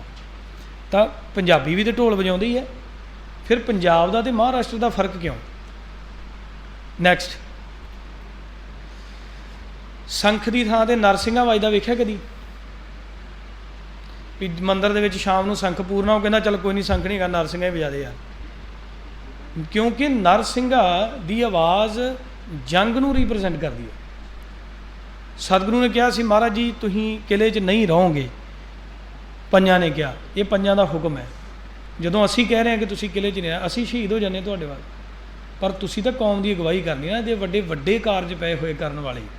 ਮਹਾਰਾਜ ਸਾਹਿਬ ਦੀ ਲਿਖਾਈ ਕਰਾਉਣੀ ਹੈ, ਸਤਿਗੁਰੂ ਦੇ ਸਰੂਪ ਨੂੰ ਕੰਪਲੀਟ ਕਰਨਾ ਹੈ, ਸੰਪੂਰਨਤਾ ਹੋਣੀ ਹੈ, ਗੁਰਤਾ ਗੱਦੀ ਮਿਲਣੀ ਹੈ, ਕਈ ਡਿਊਟੀਆਂ ਲਾ ਕੇ ਭੇਜਣੀਆਂ, ਬੰਦਾ ਭੇਜਣਾ, ਕਈ ਕੁਝ ਕਰਨਾ, ਫਿਰ ਸ਼ਹਾਦਤ ਪ੍ਰਵਾਨ ਨਹੀਂ ਹੈਗੀ, ਤੁਹਾਨੂੰ ਜਾਣਾ ਪੈਣਾ। ਅਤੇ ਸਤਿਗੁਰੂ ਕਹਿੰਦੇ ਸੀ ਸਭ ਤੋਂ ਪਹਿਲਾਂ ਮੈਂ ਨਰਸਿੰਘਾ ਵਜਾਵਾਂਗਾ ਮਮਟੀ ਦੇ ਵਿੱਚ ਖੜੋ ਕੇ, ਫਿਰ ਮੈਨੂੰ ਇਸ ਗੱਲ ਤੋਂ ਰੋਕਿਆ ਨਾ ਜਾਵੇ। ਅਤੇ ਨਰਸਿੰਘਾ ਇਸ ਗੱਲ ਦਾ ਪ੍ਰਤੀਕ ਸੀ ਕਿ ਭਾਈ ਗੁਰੂ ਗੋਬਿੰਦ ਸਿੰਘ ਸਾਹਿਬ ਜੀ ਜੰਗ ਦੇ ਮੈਦਾਨ ਵਿੱਚ ਸਤਿਗੁਰੂ ਦੀ ਦਾ ਜੋੜਾ ਉਹ ਚਮਕੌਰ ਦੀ ਗੜੀ 'ਚੋਂ ਬਾਹਰ ਨਿਕਲ ਲੱਗਾ ਹੈ, ਅਤੇ ਅਲਰਟ ਹੋ ਜਾਓ, ਲੁੱਕ ਕੇ ਨਹੀਂ ਭੱਜਦਾ ਮੈਂ। ਅਤੇ ਨਰਸਿੰਘਾ ਵਜਾਇਆ ਗਿਆ, ਅਤੇ ਉੱਥੇ ਮਹਾਰਾਜ ਸੰਖ ਵਜਾ ਆਉਂਦੇ। ਚੱਲ ਨਰਸਿੰਘਾ, ਉਹ ਕਹਿੰਦਾ ਮਹਾਰਾਜ ਫਿੱਟ ਕਰਨਾ ਪੈਣਾ ਜੀ, ਇੱਦਾਂ ਹੀ ਹੁੰਦਾ ਨਾ, ਵੀ ਤਾਊਸ ਬੜਾ ਭਾਰਾ ਸੀ ਜੀ, ਦਿਲਰੂਬਾ ਬਣਾ ਤਾ ਮਹਾਰਾਜ ਨੇ। ਸਾਡੇ ਬਹਾਨੇ ਦੇਖੋ ਕੈਸੇ ਆ, ਅਸੀਂ ਵੀ ਉਹਨਾਂ ਬਹਾਨਿਆਂ 'ਚ ਆਏ ਹਾਂ, ਸਾਨੂੰ ਵੀ ਪਹਿਲਾਂ ਲੱਗਿਆ ਸੀ ਸਾਲ ਇੱਕ। ਹਾਂਜੀ, ਤਾਂ ਸਾਡੀਆਂ ਰਬਾਬਾਂ ਦੇ ਮੋਢਿਆਂ 'ਤੇ, ਸਰੰਦੇ ਮੋਢਿਆਂ 'ਤੇ ਸਤਿਗੁਰੂ ਨੇ ਨਰਸਿੰਘਾ ਵਜਾਇਆ। ਅਤੇ ਕਿਉਂ? ਫਰਕ ਕੀ ਆ? ਉਹ ਵੀ ਤਾਂ ਸਾਊਂਡ ਹੀ ਕਰਦਾ, ਸੰਖ ਵੀ, ਅਤੇ ਇਹ ਵੀ ਸਾਊਂਡ ਕਰਦਾ, ਫਿਰ ਸਾਊਂਡ 'ਚ ਫਰਕ ਕਿਉਂ ਆ? ਇੱਥੇ ਤੁਹਾਡੇ ਮਨ 'ਚ ਇਹ ਸਵਾਲ ਆਉਣਾ ਚਾਹੀਦਾ ਕਿ ਅਫਗਾਨੀ ਅਤੇ ਨਾਨਕਸ਼ਾਹੀ ਰਬਾਬ ਕਿਉਂ? ਨੈਕਸਟ, ਇਹ ਆ ਜੀ ਉਹਨਾਂ ਦਾ ਨਗਾਰਾ। ਰਾਜਸਥਾਨ ਦੇ ਵਿੱਚ ਹੋਟਲਾਂ ਦੇ ਬਾਹਰ ਤੁਹਾਨੂੰ ਆਮ ਮਿਲ ਜਾਊਗਾ, ਇਹ ਉਹਨਾਂ ਦੇ ਰਾਜੇ ਵਜਾਉਂਦੇ ਸੀ। ਅਤੇ ਤੁਹਾਡੇ ਸਤਿਗੁਰੂ ਨੇ ਕੀ ਤਿਆਰ ਕੀਤਾ? ਉੱਚੀ ਸਾਰੀ ਬੋਲੋ, ਮਿੰਟੋ ਮਿੰਟ ਕਵਰ ਕਰਨਾ ਆਪਾਂ, 10 ਮਿੰਟ ਰਹਿ ਗਏ। ਹਾਂਜੀ, ਦੇਖੋ ਤੁਸੀਂ ਇੰਨੇ ਕੈਂਪ ਲਾਇਆ, ਰਣਜੀਤ ਨਗਾਰੇ ਦੀ ਡਰੋ ਤਾਂ ਨਾ, ਨਗਾਰੇ ਵਰਗੀ ਤੇ ਆਵਾਜ਼ ਆਵੇ ਨਾ ਘੱਟੋ ਘੱਟ। ਕੀ ਤਿਆਰ ਕੀਤਾ? ਤੇ ਕੀ ਗੱਲ ਦੂਜੀਆਂ ਨਗਾਰੀਆਂ ਜਿਹੜੀਆਂ ਤਿਆਰ ਕੀਤੀਆਂ ਹੋਈਆਂ ਸੀ ਪਹਿਲਾਂ ਹੀ ਲੋਕਾਂ ਨੇ, ਉਹ ਮਹਾਰਾਜ ਨੂੰ ਪਸੰਦ ਨਹੀਂ ਆਏ ਨਗਾਰੇ? 16 ਤਰ੍ਹਾਂ ਦੀ ਪ੍ਰਿੰਸੀਪਲ ਦਿਆਲ ਸਿੰਘ ਜੀ ਕਹਿੰਦੇ ਆ 16 ਤਰ੍ਹਾਂ ਦੀ ਬੀਟ ਵੱਜਦੀ ਹੁੰਦੀ ਸੀ ਨਗਾਰੇ ਤੇ। ਅੰਮ੍ਰਿਤ ਵੇਲੇ ਦੀ ਵੱਖਰੀ, ਆਸਾ ਦੀ ਵਾਰ ਦੀ ਵੱਖਰੀ, ਕੀਰਤਨ ਦੀ ਸਮਾਪਤੀ ਦੀ ਵੱਖਰੀ, ਕੜਾਹ ਪ੍ਰਸ਼ਾਦ ਦੀ ਦੇਗ ਦੀ ਵੱਖਰੀ, ਘੋੜਿਆਂ ਦੀਆਂ ਕਾਠੀਆਂ ਦੀ ਵੱਖਰੀ, ਲੰਗਰ ਦੀ ਵੱਖਰੀ, ਸ਼ਿਕਾਰ ਖੇਡਣ ਦੀ ਵੱਖਰੀ, ਗੇਮ ਖੇਡਣੀ ਆ ਕੋਈ ਉਹਦੀ ਵੱਖਰੀ, ਸਤਿਗੁਰੂ ਦਾ ਦਰਬਾਰ ਸੱਜਣ ਲੱਗਾ ਵੱਖਰੀ, ਕਿਸੇ ਦਾ ਫੈਸਲਾ ਹੋਣ ਲੱਗਾ ਵੱਖਰੀ, ਕੋਈ ਬਾਹਰੋਂ ਅਣਜਾਣ ਵਿਅਕਤੀ ਕਿਲੇ ਦੇ ਅੰਦਰ ਦਾਖਲ ਹੋ ਰਿਹਾ ਵਾ ਤੇ ਰਣਜੀਤ ਨਗਾਰੇ ਦੇ ਉੱਤੇ ਚੋਭ ਲੱਗਣੀਆਂ ਵੱਖਰੀ। ਇਹ ਸਾਰੀਆਂ ਚੋਭਾਂ ਤੁਹਾਡੀਆਂ ਵੱਖਰੀਆਂ ਸੀ। ਤੁਹਾਡੇ ਕੋਲ ਤਾਂ ਨਗਾਰਾ ਨਹੀਂ ਬਚਿਆ, ਚੋਭਾਂ ਕਿੱਥੋਂ ਬਚਣੀਆਂ ਸੀ? ਸਾਨੂੰ ਤਾਂ ਹੁਣ ਨਗਾਰੇ 'ਤੇ ਕੋਈ ਚੋਭ ਲਾਉਣ ਨੂੰ ਕਹਿ ਦੇ ਤਾਂ ਦਗ ਦਗ ਦਗ ਦਗ ਦਗ ਦਗ ਦਗ ਦਗ ਦਗ ਦਗ ਦਗ ਸਾਨੂੰ ਇੱਕ ਹੀ ਆਉਂਦੀ ਹੈ ਤੇ ਬਾਕੀ 16। ਨੈਕਸਟ ਇਹ ਹੈ ਜੀ ਤੂੰਬੀ। ਕਹਿੰਦੇ ਜੀ ਜਮਲਾ ਜੱਟ ਨੇ ਤੂੰਬੀ ਬਣਾਈ ਨਹੀਂ, ਜਮਲਾ ਜੱਟ ਨੇ ਸਿਰਫ ਉਹਦਾ ਆਕਾਰ ਛੋਟਾ ਕੀਤਾ ਸੀ। ਇਹਨੂੰ ਕਹਿੰਦੇ ਇੱਕ ਤਾਰਾ, ਇਹਦਾ ਤੂੰਬਾ ਵੱਡਾ ਹੁੰਦਾ। ਇਹ ਕੀ ਕਾਰਨ ਹੈ ਜੀ ਕਿ ਇੱਕ ਤਾਰਾ ਦਾ ਤੂੰਬਾ ਵੱਡਾ ਰੱਖਿਆ ਗਿਆ ਤੇ ਤੂੰਬੀ ਦਾ ਜਿਹੜਾ ਬੇਸ ਸੀ ਉਹ ਛੋਟਾ ਰੱਖਿਆ ਗਿਆ? ਕਿਉਂਕਿ ਜਦੋਂ ਬੇਸ ਵੱਡਾ ਹੋਏਗਾ ਤੇ ਉਹਦੇ ਵਿੱਚੋਂ ਜਦੋਂ ਇੱਕ ਤਾਰਾ, ਬਾਬਾ ਨਾਮਦੇਵ ਜੀ ਸਾਰੀ ਜ਼ਿੰਦਗੀ ਇੱਕ ਤਾਰੇ ਨਾਲ ਕੀਰਤਨ ਕਰਦੇ ਰਹੇ ਤੇ ਇੱਕ ਤਾਰੇ ਉੱਤੇ ਵੀ ਤੰਦੀ ਹੀ ਪੈਂਦੀ ਆ, ਤਾਂ ਜਦੋਂ ਤੰਦੀ ਇੱਦਾਂ ਵੱਜਦੀ ਆ ਤਾਂ ਉਹਦਾ ਜਿਹੜਾ ਸਾਊਂਡ ਫੈਲਦਾ ਆ ਉਹ ਵਿਸਮਾਦੀ ਹੁੰਦਾ। ਤੇ ਜਦੋਂ ਤੂੰਬੀ ਵੱਜਦੀ ਉਹ ਟਨ ਟਨ ਕਰਦੀ ਆ, ਤੁਸੀਂ ਸਾਰਿਆਂ ਨੇ ਸੁਣੀ। ਤੂੰਬੀ ਨਾਲ ਕੀਰਤਨ ਨਹੀਂ ਹੋ ਸਕਦਾ, ਇੱਕ ਤਾਰੇ ਨਾਲ ਹੋ ਸਕਦਾ। ਬਾਬਾ ਨਾਮਦੇਵ ਜੀ ਨੇ ਕੀਤਾ, ਆਜ ਨਾਮੇ ਬੀਠਲ ਦੇਖਿਆ ਮੂਰਖ ਕੋ ਸਮਝਾਉ ਰੇ, ਕਾਹਦੇ ਤੇ ਪੜ੍ਹਿਆ ਸ਼ਬਦ ਉਹਨਾਂ ਨੇ? ਇੱਕ ਤਾਰੇ ਤੇ। ਬਾਬਾ ਕਬੀਰ ਸਾਹਿਬ ਨੇ ਕਾਹਦੇ ਤੇ ਸ਼ਬਦ ਪੜ੍ਹਿਆ? ਮਨ ਨਾ ਡਿਗਿਆ ਤਨ ਕਾਹੇ ਕੋ ਡਰਾਏ, ਚਰਨ ਕਮਲ ਚਿਤ ਰਹੇ ਸਮਾਏ। ਦੋ ਤਾਰਾ ਕਹਿੰਦੇ ਨੂੰ, ਸਾਪ ਆਦਿ ਤਾਰ। ਹੁਣ ਉਹ ਸੇਮ ਤੂੰਬੀ ਹੈ ਤੇ ਰਾਜਸਥਾਨੀਆਂ ਨੂੰ ਕੀ ਲੋੜ ਪੈ ਗਈ ਕਿ ਉਹ ਤੂੰਬੀ ਦੀ ਸ਼ਕਲ ਦਾ ਰਾਵਣ ਥਾ, ਇਹਨੂੰ ਕਹਿੰਦੇ ਰਾਵਣ ਥਾ, ਆੜਾ ਸਾਜ਼ ਹੈ ਨਾ, ਇਹਨੂੰ ਕਹਿੰਦੇ ਰਾਵਣ ਥਾ। ਇਹ ਤੂੰਬੀ ਦੀ ਸ਼ਕਲ ਦਾ ਸਾਜ਼ ਹੈਗਾ ਤੇ ਉਹ ਰਾਵਣ ਥਾ ਦੀ ਥਾਂ ਤੇ ਵਜਾਉਂਦੇ ਆ ਰਾਜਸਥਾਨੀਆਂ ਨੂੰ। ਕਿਸੇ ਨੇ ਸਕੀਮ ਦਿੱਤੀ ਕਿ ਤੁਸੀਂ ਵੀ ਐਂ ਕਰਕੇ ਵਜਾ ਲਿਆ ਕਰੋ। ਨੈਕਸਟ, ਹੁਣ ਸਾਡੀਆਂ ਸਲਾਈਡਸ ਖਤਮ ਨੇ ਤੇ ਸਵਾਲ ਹੈਗਾ ਕਿ ਗੁਰਬਾਣੀ ਕੀਰਤਨ ਲਈ ਵਰਤੇ ਜਾਂਦੇ ਸਾਜ਼ ਗੁਰੂ ਸਾਹਿਬਾਨ ਵੱਲੋਂ ਖੁਦ ਬਣਾਏ ਗਏ ਕਿਉਂ? ਮੈਂ ਸਿਧਾਂਤ ਕਲੀਅਰ ਕਰ ਦਿੰਦਾ ਇੱਕ ਲਾਈਨ ਦੇ ਵਿੱਚ। ਇੱਕ ਓਅੰਕਾਰ ਦਾ ਸਿਧਾਂਤ, ਸਾਊਂਡ ਦਾ ਸਿਧਾਂਤ, ਆਵਾਜ਼ ਦਾ ਸਿਧਾਂਤ ਪੂਰੀ ਦੁਨੀਆ ਦੇ ਵਿੱਚ ਇੱਕ ਇੱਦਾਂ ਦਾ ਵਿਸ਼ਾ ਹੈਗਾ ਜਿਹਦੇ ਤੇ ਅਜੇ ਤੱਕ ਕੰਮ ਹੀ ਨਹੀਂ ਹੋਇਆ। ਰਾਗ ਭੈਰੋ ਤੇ ਰਾਗ ਸ੍ਰੀ ਰਾਗ ਤੇ ਮਾਝ ਗੌੜੀ ਨਾਲੋਂ ਕਿਉਂ ਵੱਖਰਾ? ਗੌੜੀ ਦੀਪਕੀ ਨਾਲੋਂ ਕਿਉਂ ਵੱਖਰੀ ਹੈ? ਗੌੜੀ ਗੁਆਰੇਰੀ, ਗੌੜੀ ਬੈਰਾਗਣ ਨਾਲੋਂ ਕਿਉਂ ਵੱਖਰੀ ਹੈ? ਗੌੜੀ ਮਾਝ, ਗੌੜੀ ਮਾਲਵਾ ਨਾਲੋਂ ਕਿਉਂ ਵੱਖਰੀ ਹੈ? ਗੌੜੀ ਚੇਤੀ ਕਿਉਂ ਵੱਖਰੀ ਹੈ?